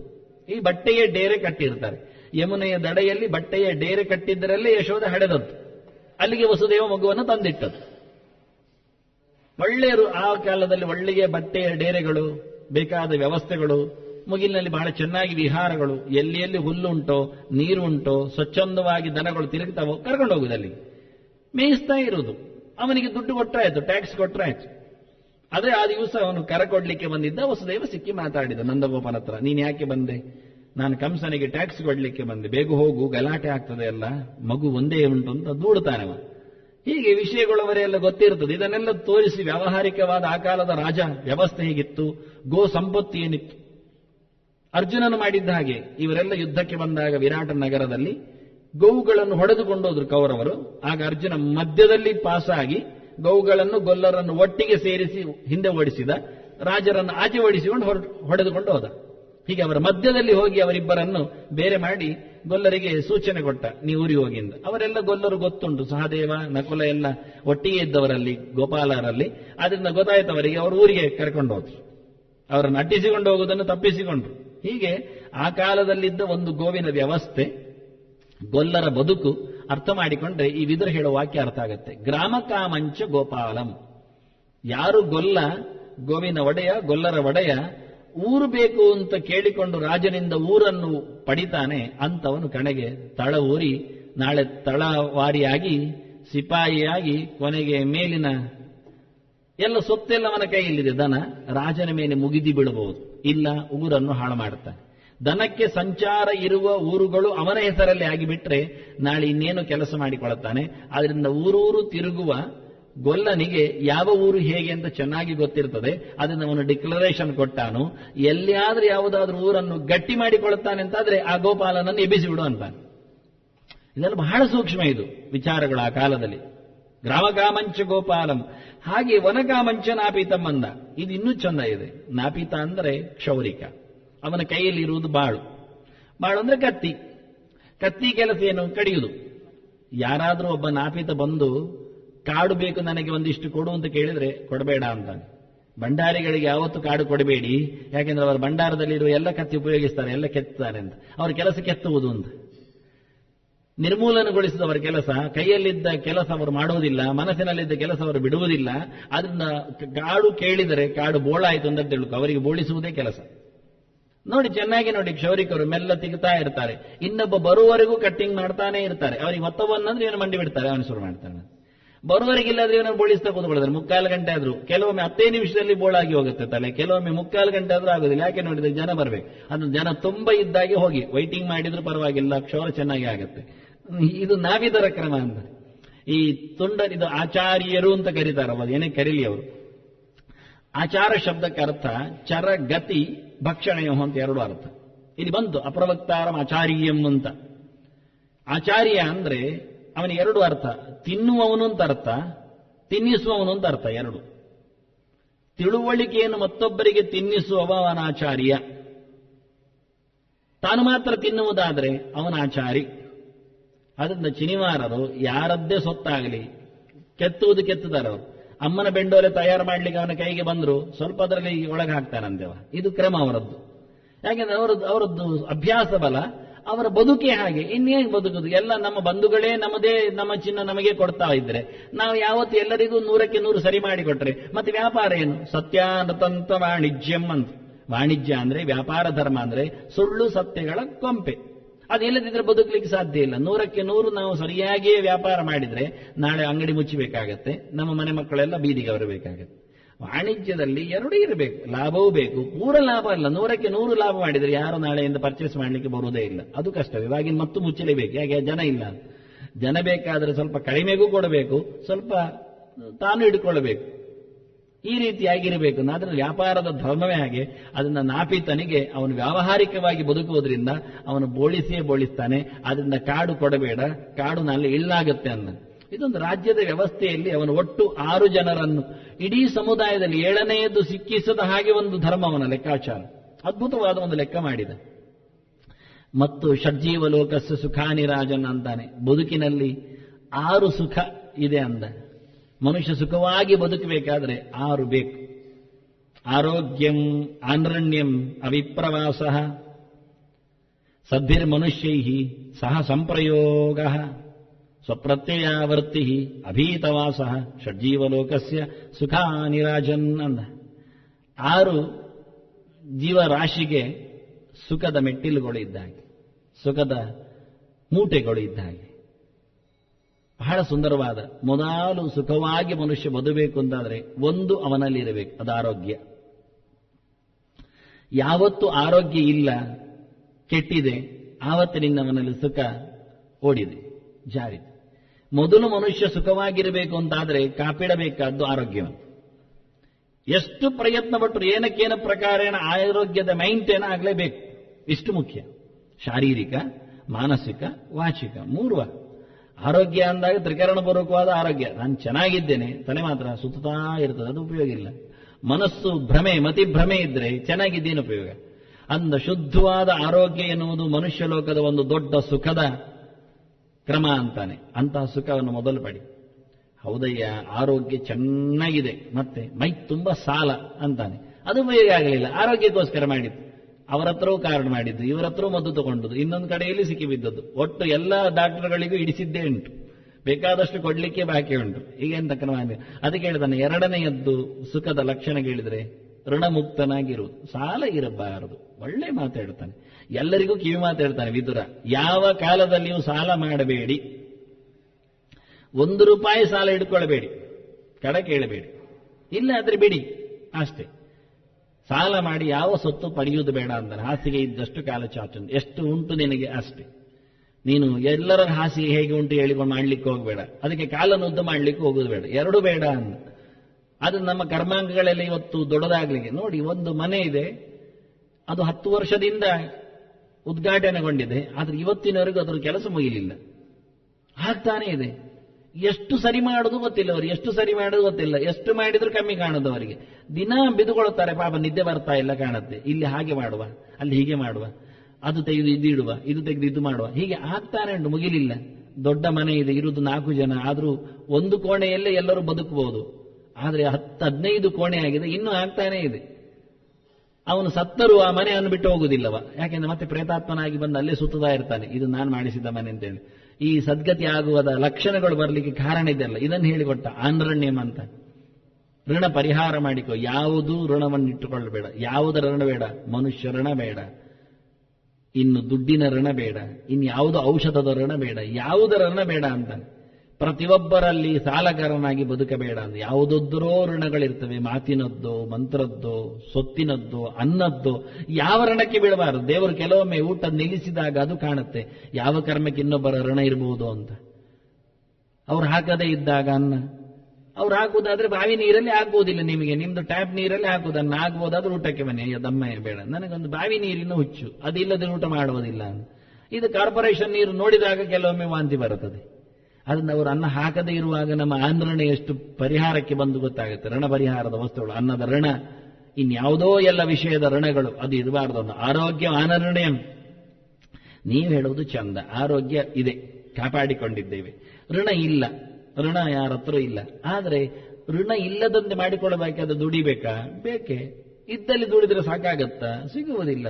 106 ಕಡೆ ತಿರುಗಬೇಕಾ? ಹೋಗ್ಬೇಕು. ಬೆಳಿಗ್ಗೆ ಒಂದು ದಿಕ್ಕಿನಲ್ಲಿ, ಸಂಜೆ ಇನ್ನೊಂದು ಕಡೆಯಲ್ಲಿ, ರಾತ್ರಿ ಮತ್ತೊಮ್ಮೆ, ಯಾವೊಮ್ಮೆ ಇವರು, ಇವೊಮ್ಮೆ ಅವರು, ಅಲ್ಲಿಂದ ಇಲ್ಲಿಗೆ ಫ್ಲೈಟೋ, ಅಲ್ಲಾದ್ರೆ ಇನ್ನೊಂದು ರೈಲೋ, ಅದು ಮಧ್ಯದಲ್ಲೇ ಬೇಕಾದ್ರೆ ಮಹಾಪೂಜೆಯೋ ತಂತ್ರವೋ, ಇನ್ನೇ. ಇದು ಯಾವ ಕರ್ಮಕ್ಕೆ ಕೇಳಿದ? ಇದು ಸುಖ ಅಲ್ಲ. ಯಾಕೆ? ಓಡಾಡುವುದು ಸುಖವ? ನಾವು ಸುಖದ ಬಗ್ಗೆ ಹೇಳ್ತಾ ಬಂದದ್ದು. ಆರೋಗ್ಯವಾಗಿರುವುದು ಸುಖ, ಋಣಬಾಧೆ ಇಲ್ಲದಿರುವುದು ಸುಖ ಅಂದೆವು. ಅದರೊಟ್ಟಿಗೆ ಮತ್ತೆ ಅವಿಪ್ರವಾಸ ಅಂತ, ತಿರುಗಾಟವು ಸುಖ ಅಲ್ಲ, ತಿರುಗಾಡಬಾರ್ದು ಅಂದ. ಮೊನ್ನೆ ವಿದುರ ಹೇಳುವಾಗ ತಿರುಗಾಡುವುದು ಬೇಕು ಅಂತ ಹೇಳಿದ್ರೆ, ಇವತ್ತು ವಿದುರನೇ ಹೇಳ್ತಾನೆ ತಿರುಗಾಡುವುದು ಬೇಡ, ತಿರುಗಾಡದಿರುವುದು ಜೀವಲೋಕಕ್ಕೆ ಒಂದು ಸುಖ. ಎಷ್ಟು ಒಂದು ತಿರುಗಾಡ್ತಿ ಕೇಳ್ತಾನೆ, 60ರವರೆಗೆ ತಿರುಗಾಡ್ತಾನೆ. 60 ಆಗುವಾಗ ಒಂದು ಫ್ಲೈಟ್ ಕ್ರ್ಯಾಶ್ ಆಗ್ತದೆ ಮತ್ತೆ. ಮತ್ತೆಂದದು? ಯಾವತ್ತಿನವರೆಗೆ ತಿರುಗಾಡ್ತಾನೆ ಹೇಳುವಾಗ ಗ್ಯಾರಂಟಿ ಯಾರು ಕೊಟ್ಟರು ಬದುಕ್ತಾನೆ ಅಂತ? ಅದನ್ನ ಅಭಿಪ್ರವಾಸ ಅಂದ. ಊರು ಬಿಟ್ಟು ಇನ್ನೊಂದು ಕಡೆಯಲ್ಲಿ ಇರುವ, ಅಲ್ಲಿ ಎಲ್ಲಿಯೋ ಬದುಕುವ, ಕೆಲಸಕ್ಕೋಸ್ಕರ ಎಲ್ಲೆಲ್ಲಿಯೋ ತಿರುಗಿಡುವ ವ್ಯವಸ್ಥೆ ಬೇಡ ಅಂದಾನೆ. ತಿರುಗಾಡದೆ ಊರಲ್ಲೇ ನಿಂತು ಬಹಳ ಚೆನ್ನಾಗಿ ಸಾಲ ಇಲ್ಲದೆ ಆರೋಗ್ಯಪೂರ್ಣವಾದ ಬದುಕು ಎನ್ನುವುದು ಮನುಷ್ಯನ ಸುಖದ ಕ್ರಮ ಅಂತಾನೆ. ಇದು 3 ಹೇಳಿದ್ದು. ಅದು ಆಯಿತು. ತಿರುಗುವುದಿಲ್ಲ, ಇದ್ದಲ್ಲೇ ಇದ್ದೇವೆ, ಬೇಕಾದಷ್ಟು ಆರೋಗ್ಯ ಇದೆ, ಋಣಬಾಧೆ ಇಲ್ಲ. ಆದರೆ ಯಾರು ಮೂಸುವವರಿಲ್ಲ, ಮುಟ್ಟುವವರಿಲ್ಲ. ಎಂಥದ್ದು ನಾಯಿ, ಕಪ್ಪೆ, ಕೋತಿ ಇಂಥವುಗಳೇ ಬರ್ತಾವೆ ಬಂದ್ರೆ ಮಾತಾಡಿಸಿಕೊಳ್ಳಿಕ್ಕೆ. ನೋಡುವಾಗಲೇ ಬೇಡ ಅನಿಸ್ತದೆ. ಅಂದ್ರೆ ಸದ್ಭಿ ಮನುಷ್ಯ ಈ ಸಹ ಸಂಪ್ರಯೋಗ ಅಂದ. 4ನೆಯ ಘಟ್ಟ ಸುಖ ಯಾವುದು ಹೇಳಿದ್ರೆ ಒಳ್ಳೆಯವರ ಹತ್ತಿರ ಇರುವುದು ಅಂದ. ಒಳ್ಳೆಯ ಜನರ ಸಹವಾಸವೇ ಸಿಗುವುದಿಲ್ಲ. ಯಾರ್ಯಾರೋ ಫ್ರೆಂಡ್ಸ್ಗಳಾಗ್ತಾರೆ, ಯಾರ್ಯಾರೋ ಮೈತ್ರಿಯಲ್ಲಿ ಕೂತ್ಕೊಳ್ತಾರೆ. ಎಂಥದೋ ತಲೆಶೂಲ್ಯಗಳು, ತಲೆಹಾಳುಗಳು, ಕಿವಿ ತುರಿಕುವವರು, ಇಂಥವರೇ ಸಿಗುವುದು ಕೊನೆಗೆ. ಬೇಡ ಅಂದ್ರು ದೂಡಿದ್ರು ನುಸಿಗಳಾಗಿ ಮೆತ್ತಿಕೊಳ್ಳುತ್ತವೆ, ಕಚ್ಚಿಕೊಳ್ಳುತ್ತವೆ, ನೆತ್ತರು ಹೀರಿಕೊಂಡು ಹೋಗ್ತವೆ. ಈ ಕರ್ಮಕ್ಕೆ ಇದರಿಂದ ದೂರ ಆಗುವುದು ಹೇಗೆ ಅಂದ. ಆದ್ರಿಂದ ನೀವು ತಿರುಗಾಡದಿದ್ದರೆ, ಒಂದೇ ಕಡೆ ಕೂತರೂ ಸಪ್ಪೆಯಾಗಿ ಸೊನ್ನೆಯಾಗಿ ಯಾರೂ ಇಲ್ಲದಿರಬಾರದು. 10 ಜನರ ಒಳ್ಳೆಯವರ ಸಹವಾಸದಲ್ಲಿ ಇರಬೇಕು ನಾವು. ಇದು ಸುಖ ಅಂತ. ಅದು ಆಗಬಹುದು. ಆದರೆ ನಮಗೆ ಇಷ್ಟ ಬಂದ ವೃತ್ತಿ ಸಿಗಬೇಕಲ್ಲ. ನೀವು ಹೇಳಿದಾಗೆ ಮಾಡ್ಲಿಕ್ಕಾಗತ್ತೆ ಒಂದೇ ಕಡೆ ಕೂತ್ಕೊಂಡು? ಒಳ್ಳೆ ಜನರು ಇರುವಲ್ಲೇ ಅಲ್ಲಿ ಬಂದು ಕೂತ್ಕೊಂಡು ಬಿಡುದು ಆಯ್ತಲ್ಲ, ರಜೆ ಹಾಕುವುದು ಅಥವಾ ಊರು ಮಾರುವುದು, ಬಂದು ಕೂತ್ಕೊಳ್ಳುವುದು ಆಯ್ತಲ್ಲ ಕೇಳಿದ್ರೆ. ಆಗ ಕೆಲಸ ಯಾರು ಕೊಡ್ತಾರೆ ಬಂದು ಕೂತ್ರೆ? ಸ್ವಪ್ರತ್ಯಯ ವೃತ್ತಿ ಅಂದ. ನಿನಗಿಷ್ಟವಾದ ಕೆಲಸ ಉಂಟಲ್ಲ, ಅದು ಮನುಷ್ಯನ ಜೀವಲೋಕದಲ್ಲಿ ಒಂದು ದೊಡ್ಡ ಸುಖದ ಸಮಾರಾಧನೆ ಅಂತಾನೆ. ಸ್ವಪ್ರತ್ಯಯವೃತ್ತಿ, ಅವನಿಗಿಷ್ಟವಾಗುವ, ಅವನ ಯೋಗ್ಯತೆಯ, ಅವನ ಅಂತಸ್ತಿಗೆ ಅನುಗುಣವಾದ ಕೆಲಸ. ಎಲ್ಲರೂ ಸೋಲುವುದೇ ಇಲ್ಲಿ, ಎಲ್ಲ ಇರ್ತದೆ. ಅವರ ಆರೋಗ್ಯ ಕೆಡ್ಲಿಕ್ಕೆ ಕಾರಣವೇ ನನಗಿಷ್ಟ ಜಾಬ್ ಸ್ಯಾಟಿಸ್ಫ್ಯಾಕ್ಷನ್ ಇಲ್ಲ. ಪ್ರತಿಯೊಬ್ಬರು ಹೇಳೋದೇ, ನನಗೆ ತೃಪ್ತಿ ಇಲ್ಲಯ್ಯ, ಒಟ್ಟು ಮಾಡುದು, ರಿಟೈರ್ಡ್ ಆರೋಗ್ಯ ಉಂಟಲ್ಲ ದೂಡುದು, ಮತ್ತೆ ಆಗ್ತದೆ ನೀವು ಇಷ್ಟ ಬಂದದ್ದು ಮಾಡ್ಲಿಕ್ಕೆ ಆಗೋದಿಲ್ಲ. ಪ್ರತಿಯೊಬ್ಬ ಹೇಳುವುದಾಗೆ, ಮದುವೆ ಆದ್ನಂದ್ರೆ ಇದು ಯಾವ ಕರ್ಮಕ್ಕೆ ಮಾರೆ ಮದುವೆ, ಇಲ್ಲಾದ್ರೆ ಆರಾಮ ಇರ್ಬೋದಿತ್ತು, ಅದೊಂದು ವೃತ್ತಿ ಆಗಿದೆ ಈಗ ಮದುವೆಯನ್ನು. ಮದುವೆ ಇಲ್ಲದವರು ಸನ್ಯಾಸಿಗಳು ಹೇಳಿದ್ರು, ಇದೆಂತ ಕರ್ಮ ಮಾರೆ, ಒಂದೇ ಬಗೆ ಕೈ ಹಾಕೋದು ಮಂತ್ರಾಕ್ಷರ ಹೊಡೋದು, ಕೈ ಹಾಕೋದು ಮಂತ್ರಾಕ್ಷರ, ಅದರ ಬದಲು ಆರಾಮ ಮಾಡ್ಲಿಕ್ಕೆ ಹೋದ್ರು ಅವರು ಕೊನೆಗೆ. ಯಾರಿಗೂ ಅವರ ವೃತ್ತಿಯಲ್ಲಿ ವಿಶ್ವಾಸ ಇಲ್ಲ. ಪ್ರತ್ಯಯ ಅಂದ್ರೆ ವಿಶ್ವಾಸ. ಸನ್ಯಾಸ ವೃತ್ತಿ ಇರಲಿ, ಪೌರಹಿತ್ಯ ಇರಲಿ, ವೈದ್ಯ ವೃತ್ತಿ ಇರಲಿ, ಅಥವಾ ಅಧ್ಯಾಪನೆ ಇರಲಿ, ಇನ್ನೇನೋ ಸೇವೆ ಇರಲಿ, ಯಾವುದೇ ವೃತ್ತಿಯಲ್ಲಿ ಅವನಿಗೆ ಪರಿಪೂರ್ಣವಾದ ತನಗೆ ವಿಶ್ವಾಸ ಬರುವಷ್ಟು, ತಾದಾತ್ಮ್ಯವನ್ನು ನಡಗಿಸುವಷ್ಟು, ಭಗವಂತನ ಸೇವೆಯಾಗಿ ಅದನ್ನು ಸುಂದರವಾಗಿ ಸ್ವೀಕರಿಸುವಷ್ಟು ಇಲ್ಲ. ಅದು ಭಾರತ ದೇಶಕ್ಕೆ ಒಂದು ದೊಡ್ಡ ದುರಂತದ ಹೆಸರು. ದೇಶದಲ್ಲಿ ನಿರುದ್ಯೋಗ ಸಮಸ್ಯೆ ಅಂತ. ಹೌದು, ನಿನ್ ಕೆಲಸ ಉಂಟಾ ಅಂತ ಒಬ್ಬನ ಹತ್ರ ಕೇಳಲಿಕ್ಕೆ ಹೋದ್ರೆ ಅವನಿಗೆ ಹೇಳಲಿಕ್ಕೆ ಪುರುಸೊತ್ತಿಲ್ಲ. ಯಾಕೆಂದ್ರೆ ಅಷ್ಟು ಕೆಲಸ ಉಂಟು ಅವನಿಗೆ. ಮತ್ತೆ ನಿರುದ್ಯೋಗ ಸಮಸ್ಯೆ ಯಾರಿಗೆ ಅದೇ ಗೊತ್ತಿಲ್ಲ. ಇಡೀ ಭಾರತದಲ್ಲಿ ನಿರುದ್ಯೋಗ ಸಮಸ್ಯೆ. ಕಲಿತ ಯುವಕರು ಗಟ್ಟಿ ನಿಂತಿದ್ದಾರೆ, ಟೊಂಕ ಗಟ್ಟಿದ್ದಾರೆ. ಯಾವಾಗ ಮುದುಕರನ್ನು ಮುಗಿಸುವುದು ಅಂತ ಕಾಯ್ತಾರೆ. ಅದಕ್ಕೆ VRS ಎಲ್ಲ ಆಯ್ತಲ್ಲ, ಹೋಗುವಾಗ ಹೋಗ್ಲಿ ನೀವು ಹೊರಗೋಗಿ. ಅವ್ರು ಹೊರಗೆ ಹೋದ್ರು, ಆಚೆ ಬಾಗಿಲಲ್ಲಿ ಬಂದ್ರು, ಮತ್ತೆ ಪುನಃ ಸೇರಿಕೊಂಡು ಮತ್ತೆಂತ ಮಾಡುದು. ಅದು ಬಿಟ್ಟರು ಇನ್ನೊಂದು ಕಡೆಯಲ್ಲಿ ಕೂತ್ರು, ಇಲ್ಲಿ VRS, ಮತ್ತೆ ಅಲ್ಲಿ ಬೇರೆ ಕೆಲಸ ಮಾಡ್ತಾ ಇದ್ದಾರೆ. ಸ್ಟ್ಯಾಂಪ್ ಅಂಟಿಸುವುದಾ, ಕೋಲ್ ಇಟ್ಕೊಂಡು ನಿಲ್ಲುವುದಾ ಗೇಟಿನಲ್ಲಿ, ಏನಾದ್ರೂ ಒಂದು ಮಾಡ್ತಾರೆ. ಮತ್ತೆ ಅದಕ್ಕೂ 5-10 ಸಾವಿರ ಕೊಡ್ತಾರೆ ಅವರಿಗೆ ಊಟ ಹಾಕಿ. ಕಮ್ಮಿಯಲ್ಲಿಲ್ಲ, ಕೊಡುವುದು ಎಲ್ಲದಕ್ಕೂ ಕೊಡ್ತಾರೆ. ಇವತ್ತು ಅಂತ ವೃತ್ತಿ ಆಗಿದೆ. ಆದ್ರೆ ವಿಶ್ವಾಸ ಏನ್ ಕರ್ಮ ಮಾರೆ, ಕೋಲ್ ಇಟ್ಕೊಂಡು ನಿಲ್ಬೇಕು ಸುಮ್ಮನೆ, ನಾನೇನಾದ್ರು ಬೇರೆ ಏನೋ ಮಾಡ್ತಿದ್ದೆ ಅನ್ನ. ಯಾವ ಒಬ್ಬನಿಗೂ ಎಲ್ಲ ಇಲ್ಲ ಅಂತ ಹೇಳಿಕೊಂಡು ಪುರೋಹಿತಕ್ಕೆ ಬಂದವರು ಹೇಳುವವರಿದ್ದಾರೆ. ರಿಕ್ಷಾ ಬಿಟ್ಟುಕೊಂಡು ಅದರಲ್ಲಿ ಎಂತ ಪೈಸಾ ಆಗುದಿಲ್ಲ, ಒಂದು ರಾತ್ರಿ ಹೋಗಿ ಒಂದು ರಾತ್ರಿ ಬಂದ್ರೆ 50 ಕೊಡ್ತಾರೆ. ಈ ಪೌರಹಿತ್ಯ 500 ಕೊಡೋದಿಲ್ವಾ ಅಂತಾನೆ. ಹೌದು, ಎಂತ ಕಡ್ಡಿ ಹಾಕಿದ್ರೆ ಅದು ಅದಕ್ಕೆ 500 ಕೊಡ್ತಾರೆ. ಹೀಗೆ ವಿಚಿತ್ರ, ಏನೇನು ಅವನಿಗೆ ಇಷ್ಟ ಇಲ್ಲದ, ದುಡ್ಡಿಗೋಸ್ಕರ ಪರದಾಡುವ, ಬೇಡದಿದ್ದ ಕೆಲಸ ಮಾಡಿಕೊಂಡು ಹೊಟ್ಟೆ ಹೊರೆದುಕೊಂಡು ಅಥವಾ ಹೊಸೆದುಕೊಂಡು ಇರ್ತಾನೆ. ಇದು ಅವನ ಸುಖವನ್ನು ಕೊಳ್ಳೆ ಹೊಡಿತದೆ ಅಂತಾನೆ. ಯಾವತ್ತು ಕಿರಿಕಿರಿಯನ್ನು ಆರೋಗ್ಯ ತಪ್ಪಿಸಲಿಕ್ಕೆ ಮುಖ್ಯ ಕಾರಣವೇ ವೃತ್ತಿಯಲ್ಲಿ ಅವನಿಗೆ ಪೂರ್ತಿಯಾದ ಭರವಸೆ ಆಗಲಿ ಪ್ರೀತಿಯಾಗಲಿ ಇಲ್ಲ. ಸ್ವಪ್ರತ್ಯಯ ವೃತ್ತಿ, ಕೊನೆಗೆ ಹೇಳ್ತಾನೆ ಅಭೀತ ವಾಸ. ಇಷ್ಟಿದ್ದರೂ ವೃತ್ತಿ ಚೆನ್ನಾಗಿದೆ, ಆರೋಗ್ಯ ಇದೆ, ಋಣಬಾಧೆ ಇಲ್ಲ, ಎಲ್ಲ ಒಳ್ಳೆ ಜನರು ಹೊತ್ತು ಸೇರಿದ್ದಾರೆ, ತಿರುಗಾಟ ಇಲ್ಲ. ಹಾಗಿದ್ರೂ ಹೆದರಿಕೆ. ಯಾಕೆ? ಇಷ್ಟು ಇರುವುದರಿಂದಲೇ 10 ಜನವನ್ನೇ ಹೊಡಿತಾ ಇರ್ತಾರೆ. ಯೋಚನೆ ಮಾಡಿಕೊಳ್ಳಿ. ಆರೋಗ್ಯ ಇದ್ದಾನ, ಏನಾದ್ರೂ ಮಾಟಕೃತ್ಯ ಮಾಡಿ ಆಕ್ಸಿಡೆಂಟ್ ಆಗಿ ಕಾಲು ಮುರಿದು ಹೋಗ್ಲಿ ಅಂತ 10 ಜನ ಒದ್ದಾಡ್ತಾರೆ.